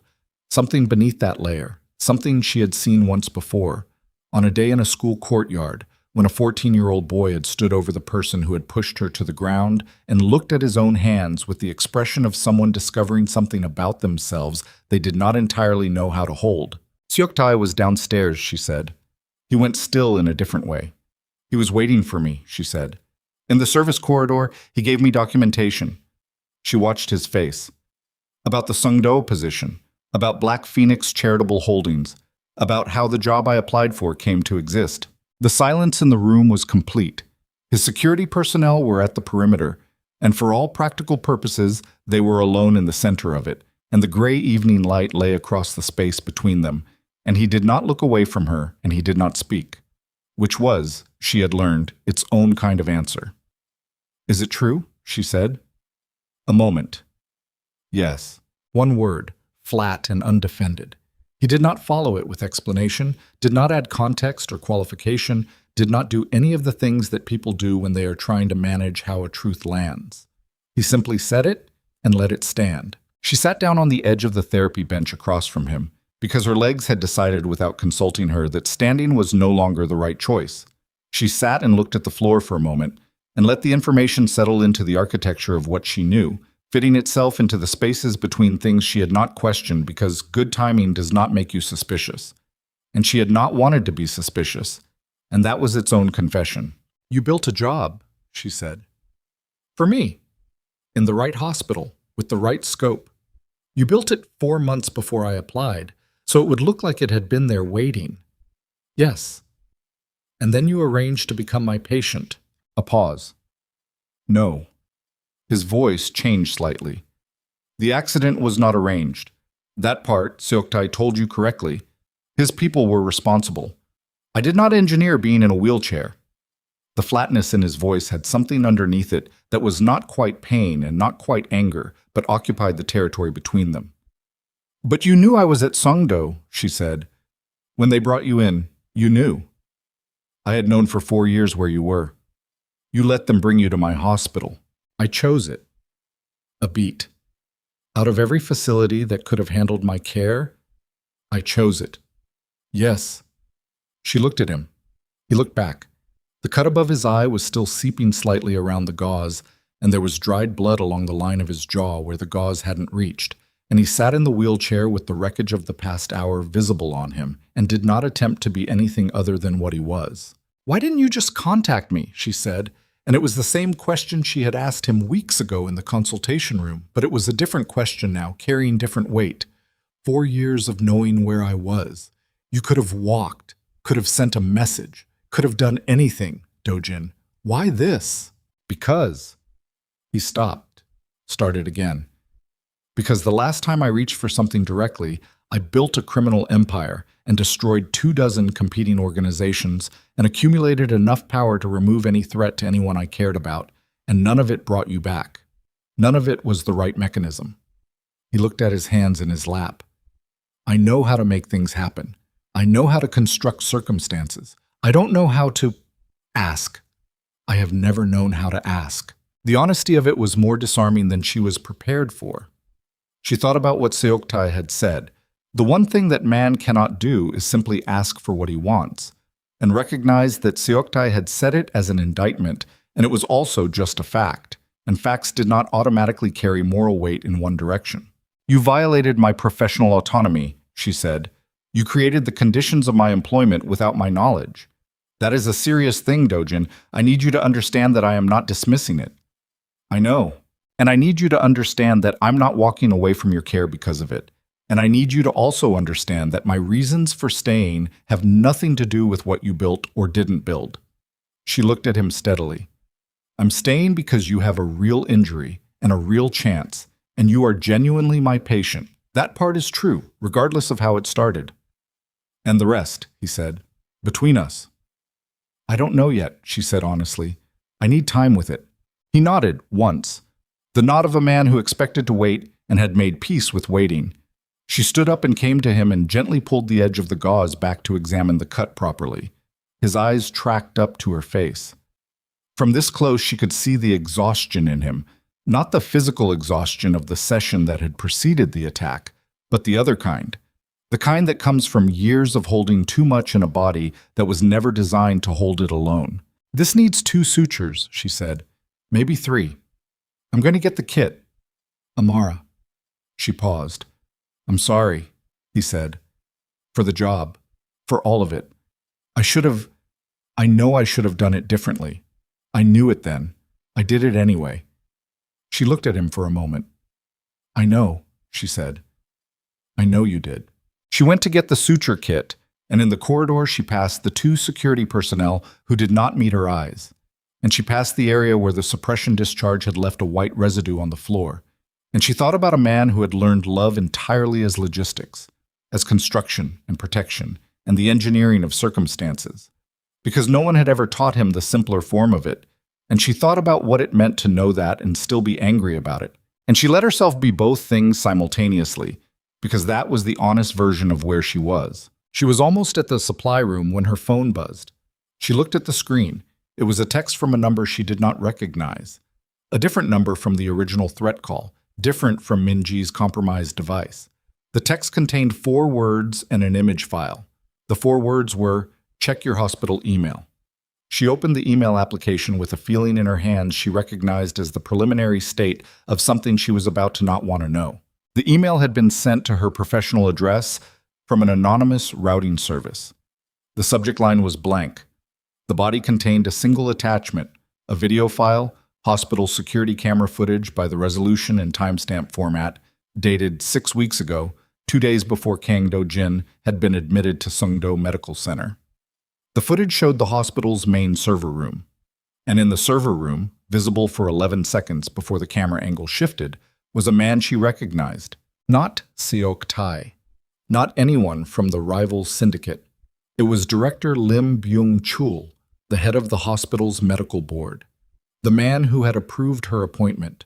The man who had, in her first week at Sungdo, shaken her hand and told her that her reputation in the field had preceded her and that the institution was fortunate to have her. In the footage, he was accessing a terminal that, based on the server room layout she had been shown during her facility orientation, housed the patient intake database. He was entering data. She watched the 11 seconds 3 times. Then she stood very still in the corridor with the phone in her hand and understood that the shape of what was happening here was larger than she had mapped it, and that the directions from which danger could arrive were more numerous than she had accounted for, and that somewhere in this building, a man who trusted her was sitting with sutures he needed while the ground shifted under everything she thought she understood about how he had come to be here. The supply room door was 5 feet away. She reached it and pushed through it and stood inside it in the dark for a moment with her hand over her mouth, containing the thing that wanted to come out. And then she turned on the light and found the suture kit on the 3rd shelf and picked it up and walked back down the corridor. Because her patient needed sutures and she was a physician and whatever else was true, that part was hers, and she would not put it down. She sutured the cut above his eye in silence. 3 sutures. She had been right about 3. Her hands were steady, which was a physiological fact she noted without pride, because steadiness under pressure was a trained response, not a character trait. And right now she needed to make a decision about what to do with the video file on her phone before the situation it documented moved faster than her ability to respond to it. Dojin sat without moving through the procedure. She had given him a local anesthetic, which he had accepted without comment, and she worked with the economy of someone who has closed wounds under worse conditions and needs to be somewhere else when she's done. The therapy room had been partially cleared by the security team, and the overhead lights were back to full, which was better for the work and worse for everything else. The flat clinical brightness made the room feel exposed, a sensation she could not afford to indulge but could not entirely suppress. "Done," she said, and set the needle driver down. "Thank you." She did not respond to that. She pulled out her phone and opened the email and turned the screen toward him. He watched the 11-second footage without visible reaction, which she had expected, but the quality of his stillness changed in a way she had learned to read, a slight increase in density, as though his attention had concentrated itself to a finer point. "Lim Byung-chul," she said. "Yes. You know him." "I know of him. He has been on the hospital board for 9 years. A pause. "He is also a minority investor in 2 of Seok Tai's legitimate business holdings." She looked at him. "You knew." "I knew they had a financial relationship. I did not know he had access to the intake system or that he had used it." His jaw was tight. "Someone sent you this footage intentionally." "Yes." "Who benefits from you having it?" She had been thinking about this since the supply room. "Someone who wants me to stop trusting the institutional structure of this hospital. Someone who wants me to understand that the official channels, hospital security, administration, the board, are compromised." She looked at the frozen image on her phone. "Someone who wants me isolated and uncertain and making decisions without the institutional framework I normally operate within. Or," he said, "someone who genuinely wants you to know the truth about your environment because that knowledge keeps you alive." She held his gaze. "Those 2 possibilities are not mutually exclusive." "No," he said, "they're not." She put the phone in her pocket. "Lim approved my appointment." "Yes." "So either he was part of the arrangement you made, or he was inserted into it afterward by Seok Tai, or he made the arrangement himself independently of both of you for reasons I can't currently map." She said it with the flat precision of a differential diagnosis. "Which is it?" A pause that was slightly longer than his usual. "He was not part of my arrangement," Dojin said. "My arrangement went through the Foundation's legal team and the hospital's finance committee. Lim's board involvement was administrative, ratification, not origination. Then Seok Tai got to him." That is what the footage suggests. She thought about what that meant in practical terms. Lim Byung-chul had access to the patient intake database. He had been in that server room 2 days before Dojin's admission. The intake database controlled patient room assignments, therapy schedules, security classification flags, the entire operational architecture of care management. If Lim had modified records in that system, the modifications could range from something as simple as changing a room assignment to something as consequential as altering the security protocol classification in ways that would make a patient appear lower risk than the documentation warranted. "I need to access the intake records myself," she said. "The original admission documentation versus the current system state. If he changed anything—" "There won't be time tonight," Dojin said. She looked at him. "What do you mean?" "I mean that the footage was sent to you at this specific moment because something is moving. Suktai doesn't show his hand unless he has to." He straightened slightly in the chair. "He was downstairs tonight. His representatives were on this floor. The security incident happened, and now someone sends you evidence that the hospital board is compromised." He looked at her steadily. "That is a sequence, not a series of separate events." She understood the sequence in the same moment he said it, not as a conscious deduction, but as a recognition, the way you recognize something you have seen before in a different shape and understand what it is. She had been at the center of an escalating series of moves designed to strip away her trust in every structure she normally relied on. Security, compromised. Administration, suspect. The institutional framework of the hospital, unreliable. Dojin himself, a man who had arranged her employment without her knowledge. And now she stood in a room where every external support she would normally turn to had been rendered uncertain. And the only person she had left to trust was the person whose trustworthiness had just been the most publicly complicated. "He wants me to leave," she said. "He wants you gone from this floor before whatever comes next," Dojin said, "because you are the variable he cannot fully control. My security team he has mapped, the hospital structure he has compromised. But you—" He stopped. "But I'm not predictable," she said. "You stayed," he said, twice. He didn't account for that. She looked at him for a moment, at the sutured cut and the dried blood and the exhaustion he was not quite containing anymore, and at the thing underneath all of it that was still, after everything, absolutely focused. "Tell me what comes next," she said. "Not what you think I want to hear, what you actually believe is coming." He held her gaze. "Tonight. They'll move tonight, because waiting means giving my external team time to reinforce the building's perimeter, and that window is closing. They'll come through whatever access point Lim created in the intake system. A maintenance call, a medical emergency on the floor, something that bypasses the current security lockdown with apparent legitimacy." He paused. "They will come for me, and they will not be careful about what else they damage." The word damage landed in the clinical space of her mind, and she heard it for what it was. "The other patients on this floor," she said. "Yes." "I need to evacuate them." "Yes." "Dojin—" "I know what I'm asking," he said. "Get them out. That's the priority. I can manage what comes after." She wanted to argue with the architecture of what he was saying, the part where he managed what came after alone, in a wheelchair, in a building with a compromised security infrastructure and a board member who had been bought. She wanted to argue with it, and she recognized the argument as something she did not have time for, which was the most frustrating kind. "I'm coming back," she said.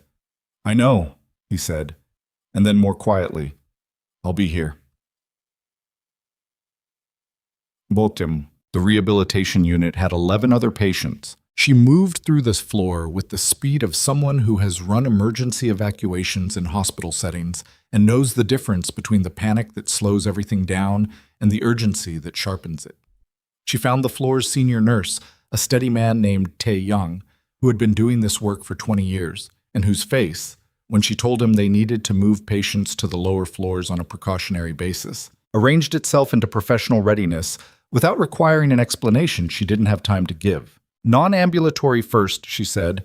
"The 2 post-surgical patients in 1404 and 1407, transport chairs. Move them to the 11th floor, check in with the charge nurse there, and come back for—" "Already moving," Taeyong said, and he was, turning down the corridor with the particular efficiency of someone who has drilled this. She moved in the opposite direction, toward the rooms where the ambulatory patients could be moved with less equipment.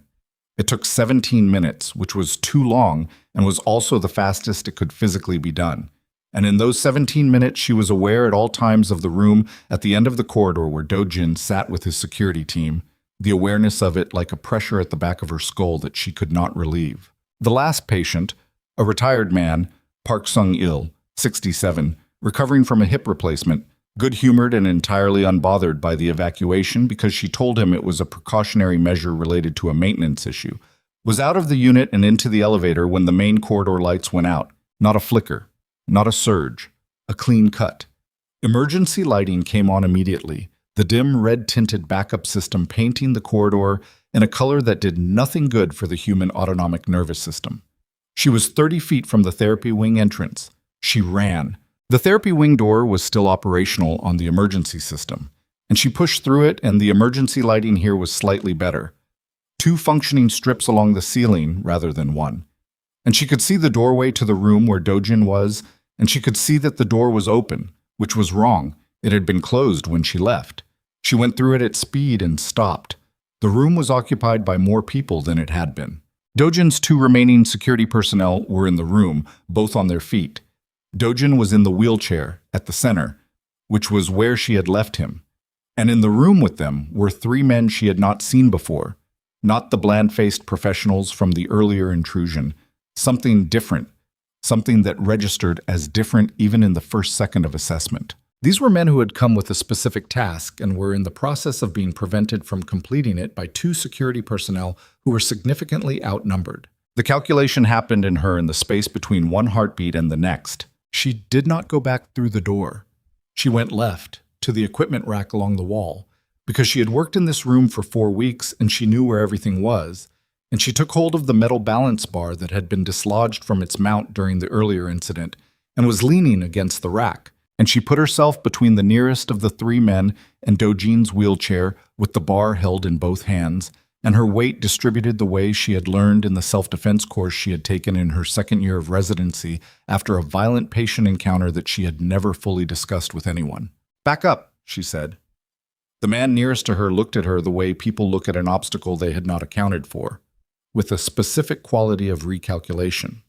He was large, professionally fit in the deliberate way of someone paid for physical capacity, and the look on his face when he saw her was not fear, and it was not the discomfort of someone being confronted with moral inconvenience.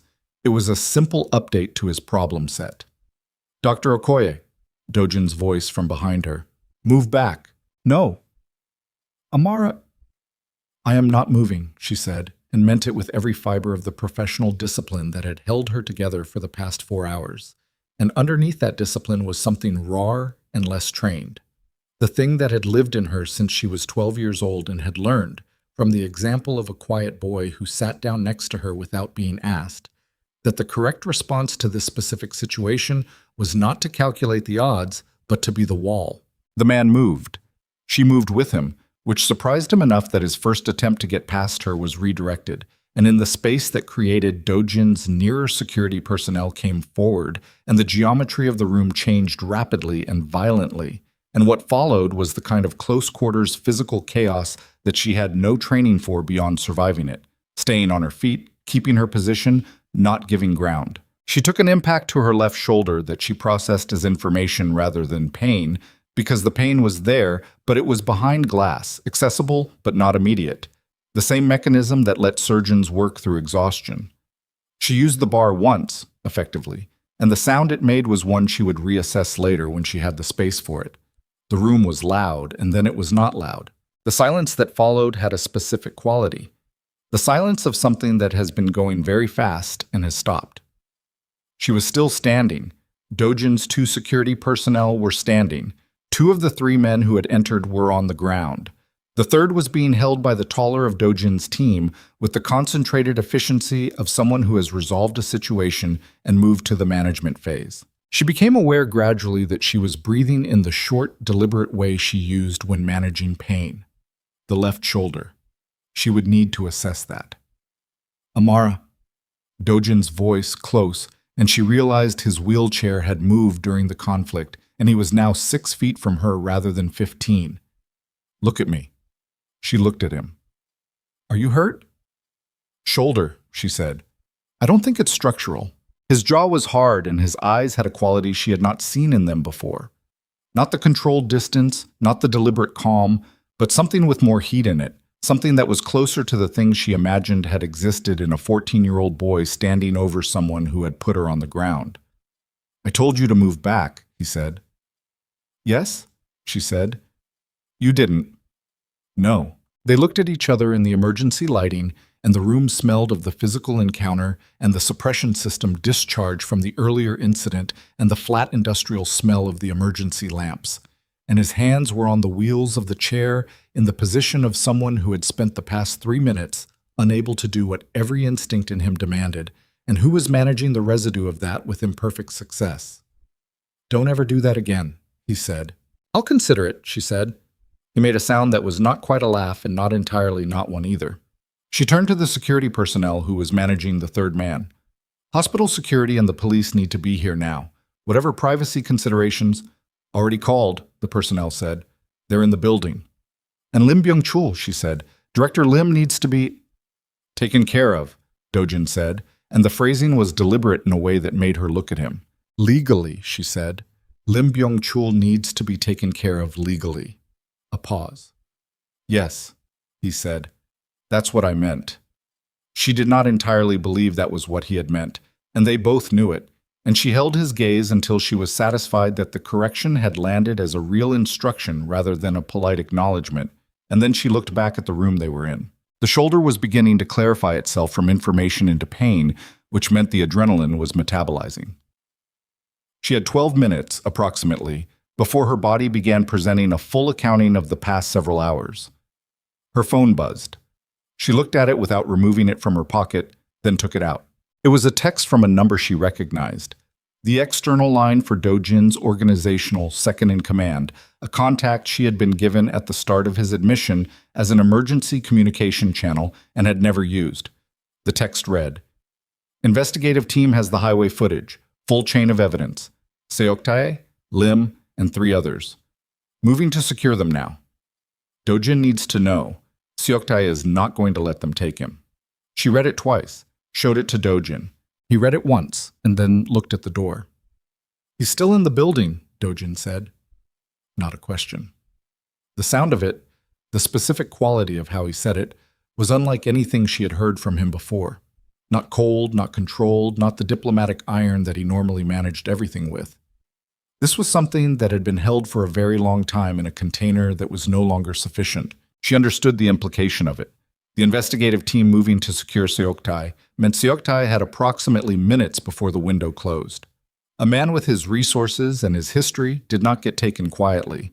A man who had spent 2 decades nursing a specific hatred, who had planned a highway execution, who had compromised a hospital's administrative infrastructure. That man, cornered, did not calculate the same way a rational actor calculates. Dojin's hands were on his wheels. Don't, she said. He's here. Your team is handling... He has been in my life for 40 years, Dojin said, and the flatness was gone, replaced by something that was not rage but contained all of rage's heat without its disorder. He put me in this chair. He put you in danger. He built something specifically designed to take from me the only... He stopped. His jaw worked once. I am not going to sit in this room while my people handle it. You are in a wheelchair, she said. Not unkindly, just accurately. You have 3 sutures above your eye and a shoulder injury I haven't assessed, and you are in a wheelchair, Dojin. I know what I'm in, he said. The look on his face in the emergency lighting was something she would carry with her for a long time. The specific quality of a person confronting the gap between what they are capable of willing and what their body can currently provide. It was not helplessness, exactly. Dojin did not have the architecture for helplessness. It was something closer to the thing she had seen on the most difficult days of the rehabilitation work, when the protocol demanded more than the body had, and the body refused to apologize for it. She moved to him and crouched down in front of the wheelchair, and her shoulder protested this emphatically, and she held his gaze from below his level deliberately, because she needed him to receive what she was about to say from a position that was not clinical authority, but something else. Listen to me, she said. Your people have this. The investigation has this. Seoktae is done. Not in an hour, not tomorrow, tonight. It is done tonight. She watched his face. The thing you can do that no one else in this building can do right now is stay in this room and be alive. That is the most important thing. That is the thing I need you to do. His breathing was visible, the chest moving with a pace and depth that was above his baseline, the physiological signature of extreme emotional loading on a controlled system. He doesn't get to just be arrested, Dojin said, after everything. He gets arrested, she said, and then he gets destroyed by the evidence slowly, in a way that lasts longer and costs him more than anything that happens in this building tonight. That is how he pays for it. She held his eyes. That is the version where you win. A long moment. The shoulder was fully present now, a sustained hard ache from the impact point down through the joint, and her knees on the floor of the therapy room were registering the surface with some urgency. And the emergency lighting hummed above them, and somewhere in the building people were moving fast toward an ending that had been 20 years in the construction. His hands came off the wheels. She saw the moment, the specific moment when the force that had been aimed at the door redirected itself inward toward something harder and more demanding than movement. The moment of choosing the long form over the immediate one. She had seen it before, in patients who chose recovery over the easier thing, and it never looked like peace. It looked exactly like this, like something being held at enormous cost. "Stay with me," he said, "until it's over." "I'm staying," she said. She straightened up and moved to the window because the window was where she went, and he moved the wheelchair beside her, and they stood there in the emergency light with the city moving below them, ordinary and indifferent and entirely unaware of the room they occupied. And she could feel the heat of his presence 2 feet to her left, and her shoulder ached, and she was tired in a way that went below the physical, and neither of them spoke. 15 minutes later, her phone buzzed once. She looked at the screen. One line. "Seoktae is in custody. It's over." She showed it to him without speaking. He looked at it for a long moment. Then he looked at the city. She watched his profile in the dim light, the line of his jaw, the sutured cut, the weight of 40 years of something finally setting down. And she thought about all the structures that had been built and destroyed tonight, and about the ones that remained, and about what was going to have to be rebuilt from here. "Dojin," she said. "Yes." "Tomorrow," she said, "we start the revised protocol. Earlier than I planned, harder than I planned." He looked at her. "Because," she said, "I want to see you walk out of this building under your own power, and I want Seoktae to hear about it from a prison." The thing that crossed his face then was not the controlled diplomatic expression, and it was not the stripped-back honesty of the harder moments, and it was not the barely contained fury of 20 minutes ago. It was something quieter than all of those things, and older, and she recognized it even though she had not seen it in 30 years.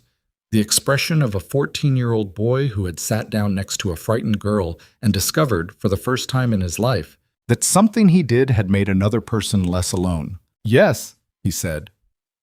Outside, Seoul continued its indifferent, beautiful rotation, and in the building above it, in a room lit by emergency lights, two people who had spent 20 years on opposite sides of a silence that neither of them had chosen, stood side by side at a window and waited for morning to decide what they were going to build from what remained. Morning came the way mornings come after nights that have taken something from you. Not gently, not with any particular sensitivity to what the people receiving it had just been through. The light simply arrived, gray at first, and then incrementally less gray, indifferent to the fact that two people had stood at a window watching for it for most of the hours preceding. Amara's shoulder had been assessed at 3 a.m. by the emergency physician on call, a young man named Dr. Choi who had the professional composure of someone who had decided not to ask any questions about the context of the injury or the state of the 14th floor or the presence of 3 additional security personnel in the examination room while he worked. The diagnosis was a grade 1 acromioclavicular sprain, painful, functional, nothing structural compromised. He had given her a sling she was not wearing by 4 a.m. because the sling interfered with her ability to write and she had documentation to complete. The documentation took until 6. It was the most precise and thorough incident report she had ever written, which was saying something because she wrote precise and thorough documentation as a baseline professional practice. This one contained everything.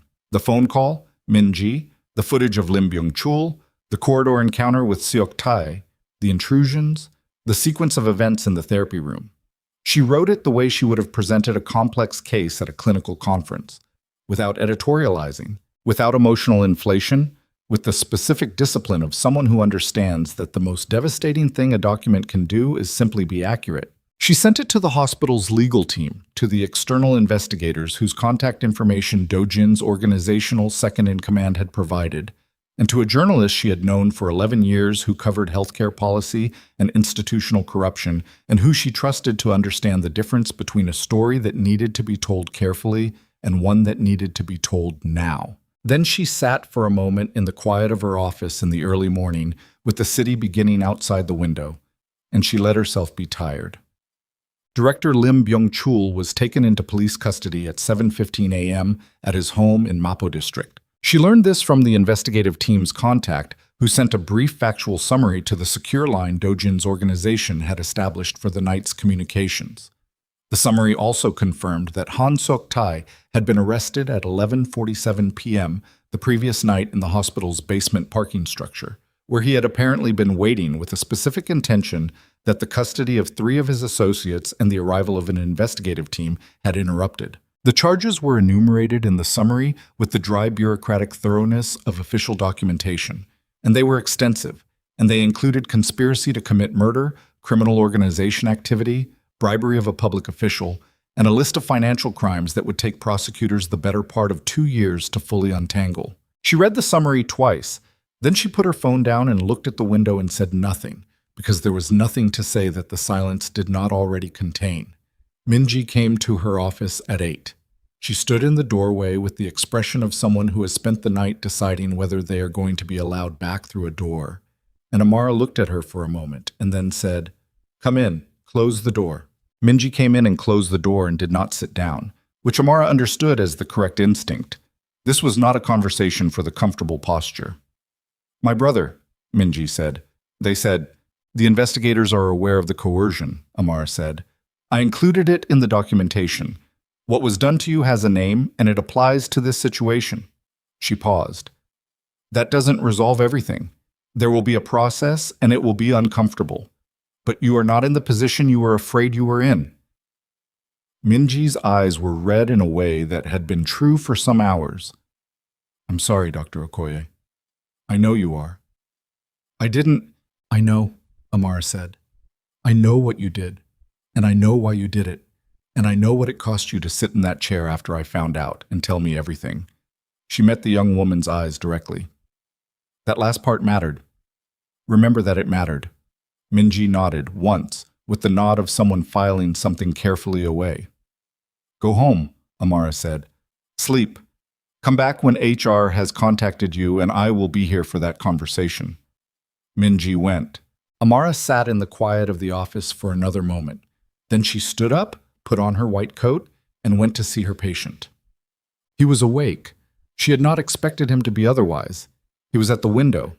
Of course he was at the window, with a cup of something that was probably coffee and probably cold, and the morning light was doing what morning light does with a face that has been awake all night, which is to make no concessions and illuminate everything. The sutures above his eye were clean. The dried blood was gone.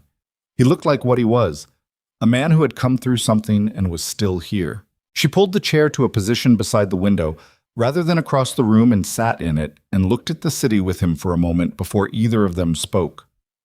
"Lim is in custody," she said. "I heard." "The investigative team has the full chain of evidence on the highway attack. Seok-tae, 3 executives from the rival syndicate, 2 government officials who facilitated the financial structure of it." She paused. "It's comprehensive. It won't disappear." "No," he said. "It won't." She looked at her hands for a moment. The shoulder ached with a dull persistence that was going to be her companion for the next few weeks. She had reviewed the injury assessment and the functional timeline, and she had already recalculated the adaptations she would need to make to the revised protocol to account for working with a limited range of motion on her left side. The math worked. It would be fine. "I need to talk to you about the job," she said. He turned from the window slightly. Not fully. The city kept one portion of his attention, which she had come to understand was how he managed difficult conversations. One part of him remained in the external world as a kind of anchor. "Yes," he said. "I spent most of the night thinking about it." She kept her voice even, not because she was performing composure, but because she had arrived, somewhere in the documentation hours, at a clarity about it that she wanted to communicate accurately. What you did was wrong. I want you to understand that I'm not going to revise that assessment.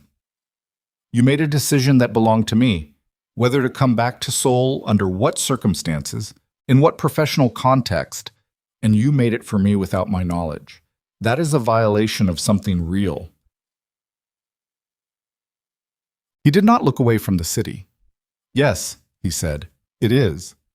And I've been trying to determine, she continued, whether the wrong you did is the kind that makes what exists between us impossible, or the kind that exists alongside what's between us as a fact that has to be carried. She paused. I don't think those are the same category.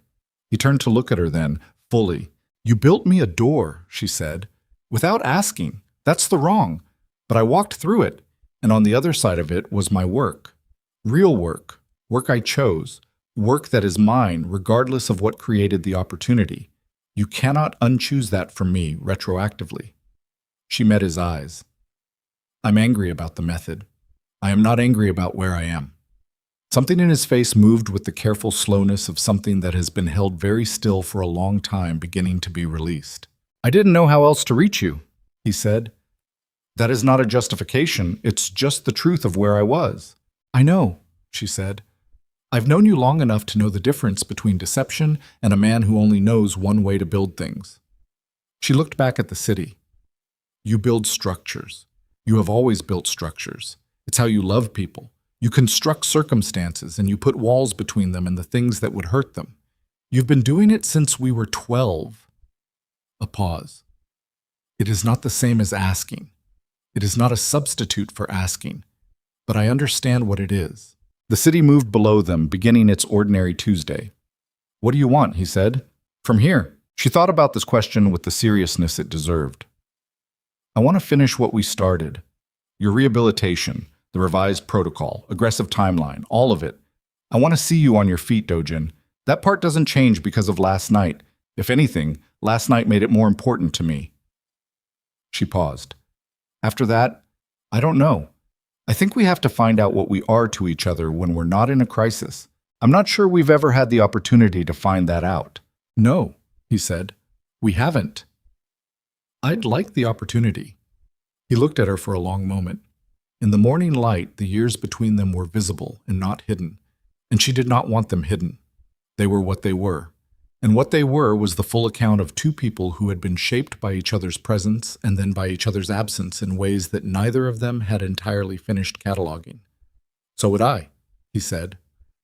The revised protocol started 3 days later. She had spent those 3 days handling the administrative consequences of the incident, the hospital board's emergency session, the arrival of external auditors to review Lim's access to the intake system, the investigative team's formal interviews with staff, and the parallel process of the legal proceedings that were now moving through the system with the weight and momentum of evidence that had been carefully assembled and was not going to be dismantled. She gave her interviews with the same precision she had brought to the documentation.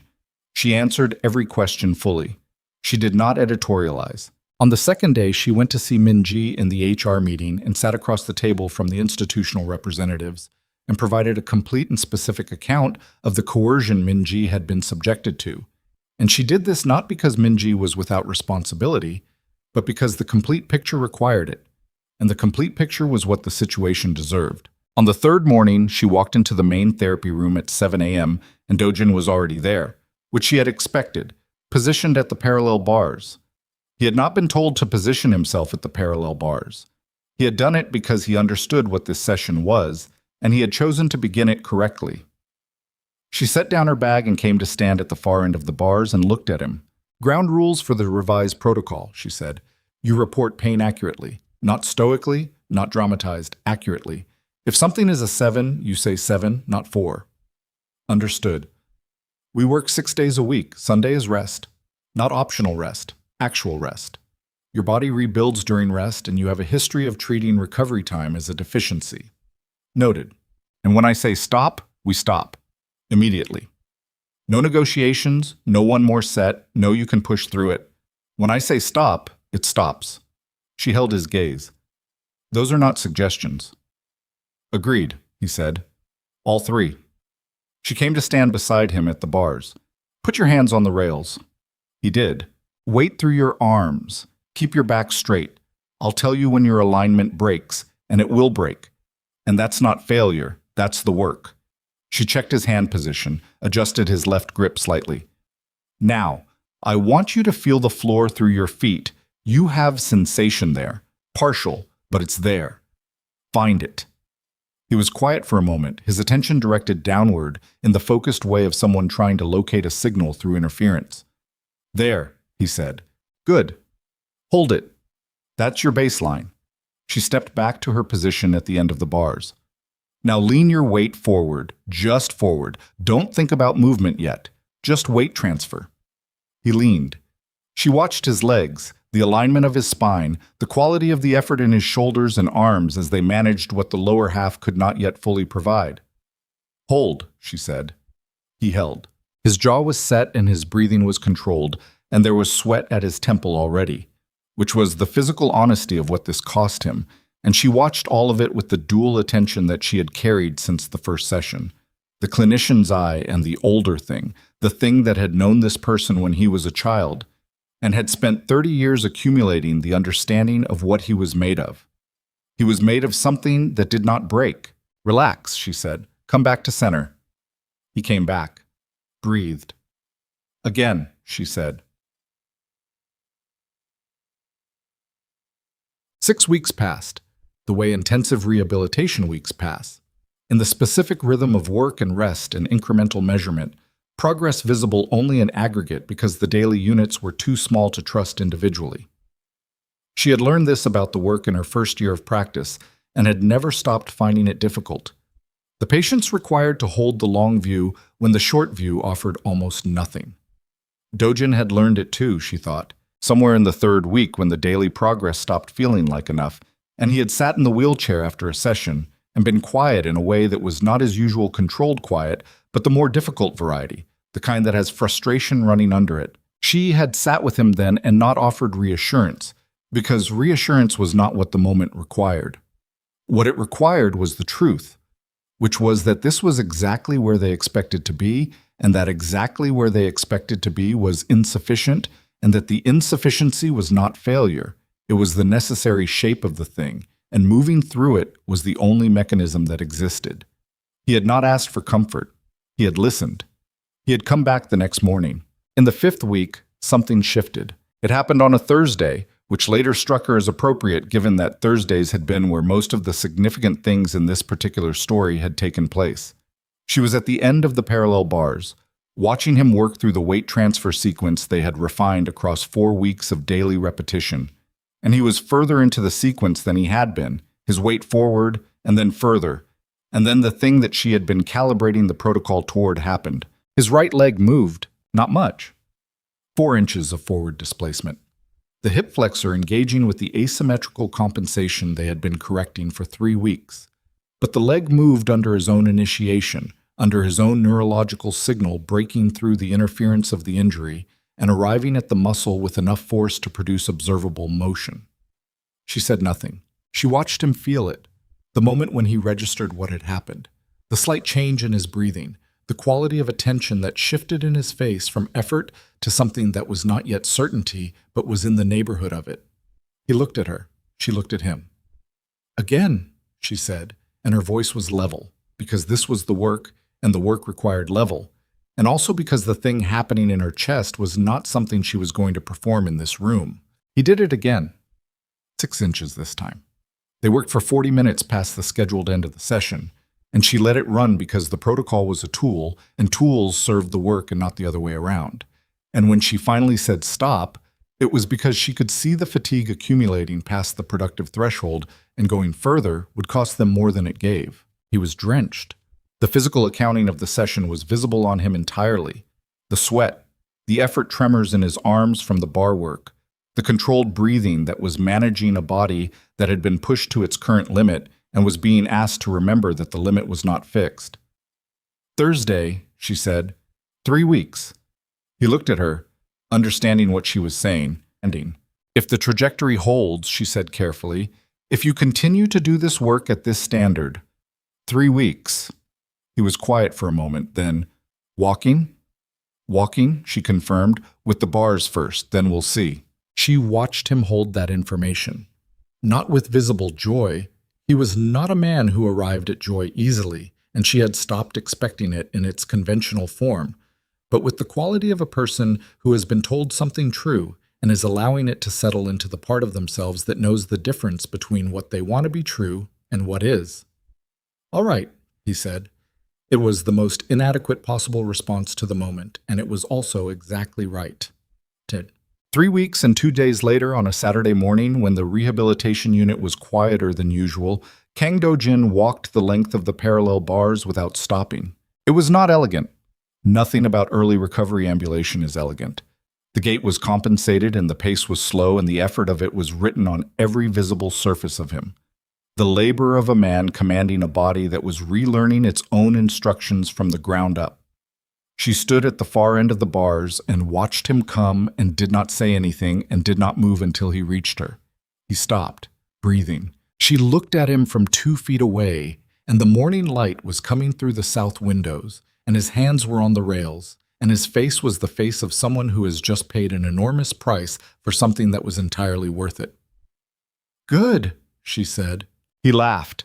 It was a short sound, rough at the edges, and she had heard him say things of real significance in a quiet voice over the past months, but she had not heard him laugh before, and the sound of it did something to the architecture of the room that she was not going to examine in detail in this moment. "Good," he said. "That's what you have." "I'm a doctor," she said, "not a poet." "No," he agreed. "You're not." She stepped back from the bars and picked up her chart. "We'll extend the distance next session. The right side compensation is improving, but it needs more work. Amara." She stopped. He was looking at her with his hands still on the rails and his weight distributed in the careful way they had been practicing. And in the morning light, the suture scar above his eye was a thin, pale line now, months healed, and he looked like something that had been through a great deal and had come out the other side still recognizably itself. "Thank you," he said. She looked at him. "You did this. You showed me what to do with it." She held his gaze for a moment. Then she wrote a notation in the chart and closed it. "Session is done. Rest this afternoon. We start the extended distance work Monday." She walked to the door. "Amara." She turned. "The foundation," he said. "I need a medical director." She looked at him steadily. "What foundation?" "The one I'm building." He said it simply, the way he said most significant things. "The Black Phoenix organization is being dissolved. The financial holdings are being restructured. I want to build something that does what I've been trying to do from the wrong direction for 20 years. A pause. Medical rehabilitation, trauma care, education, for families who cannot access any of it through normal channels. Another pause. "I need a medical director who won't let me do it badly." She looked at him across the therapy room. "That's not a small thing you're describing," she said. "No. It's years of work, structural work, institutional design." She watched his face. "You can't run it the way you ran the organization." "I know. You have to ask people things, directly, without engineering the circumstances until they arrive at the answer you want." Something shifted in the corner of his mouth. "I'm working on that." "Work harder." "Yes." She stood at the door for a moment. Through the window behind him, Seoul was doing what it always did, moving, indifferent, vast, full of the ordinary and the extraordinary running alongside each other with no particular acknowledgement of the distinction. She had come back to this city without knowing why, and then she had known why, and then she had been angry about why, and somewhere in the months between those things and this moment, the anger had done what anger does when you give it enough honest examination. It had refined itself down to its actual content, which was not fury, but something older and more complicated, something that had her name and his on it and had been waiting for somewhere to live. "Send me the initial proposal," she said. "Whatever you have so far, I'll review it." "That's not a yes." "It's not a no either." She opened the door. "Monday. Extended distance. Don't be late." She left. 4 months later, Kang Do-jin walked unaided into the lobby of the Sungdo Medical Center. Not the 14th floor. The lobby. The main entrance. The one with the high ceilings and the natural light, and the desk where a young woman had processed his intake paperwork months ago with shaking hands. He walked through the doors and crossed the lobby floor without a chair, without a bar, without anything between him and the ground except his own rebuilt capacity and the months of work that had reconstructed it. And the gate was still not elegant and would never be fully what it had been, and he moved through the lobby at a pace that was slower than he would have chosen if choosing pace were still the primary concern. It was not the primary concern. The primary concern was that he was walking. Amara was at the reception desk reviewing a patient transfer summary when she heard the change in the ambient noise of the lobby and looked up. She saw him before he saw her, which gave her a moment she was glad to have. A moment to absorb the fact of him standing on his own feet, in a room where she had first seen him in a wheelchair, to hold that fact against the memory of the early morning consultation and the file with the red restricted access banner and the 4 words that had ended her composure before she had a chance to build it. He saw her then. He stopped. She put the patient transfer summary down on the desk and walked toward him, and they met in the middle of the lobby floor in the morning light, and she looked at his face and he looked at hers. "You're walking," she said. "You're surprised," he said. "I'm not surprised," she said. "I told you 3 weeks. 4 months ago." The timeline adjusted. She looked at his gait, the automatic clinical assessment running even here, even now. Weight distribution, right side compensation, stride length. All of it better than the most optimistic projection she had filed in the official recovery documentation. "How does it feel?" He was quiet for a moment, which was how she knew the answer was real rather than diplomatic. "Like I earned it," he said. She nodded. "You did." They stood in the lobby and the light came through the entrance doors and the ordinary life of the hospital moved around them. Staff with their purpose, visitors with their worry, the specific compressed humanity of a place where people arrived at the worst moments of their lives and sometimes left having moved through them. "The foundation proposal," he said. "I read it." "And it's ambitious," she said. "The rehabilitation component needs significant redesign.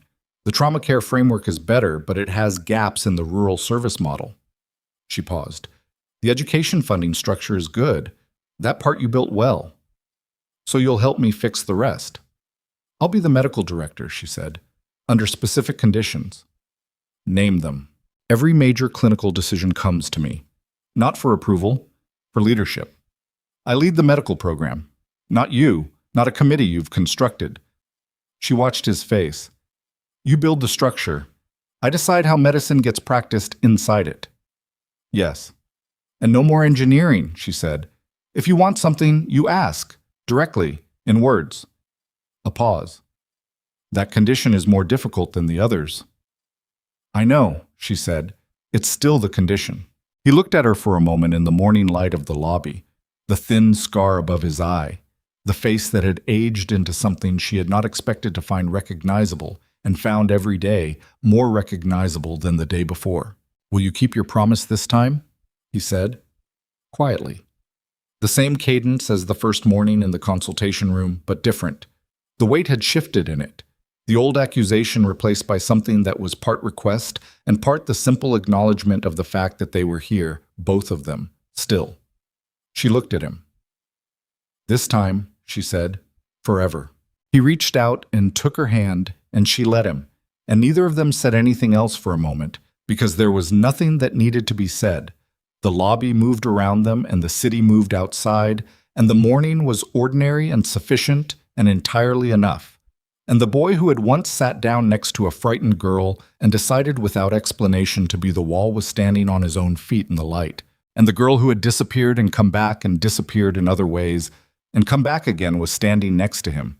And the promise between them, the one that had survived distance and time and the particular darkness of the world they had moved through to arrive here, had finally found the ground it had always been looking for. And it held,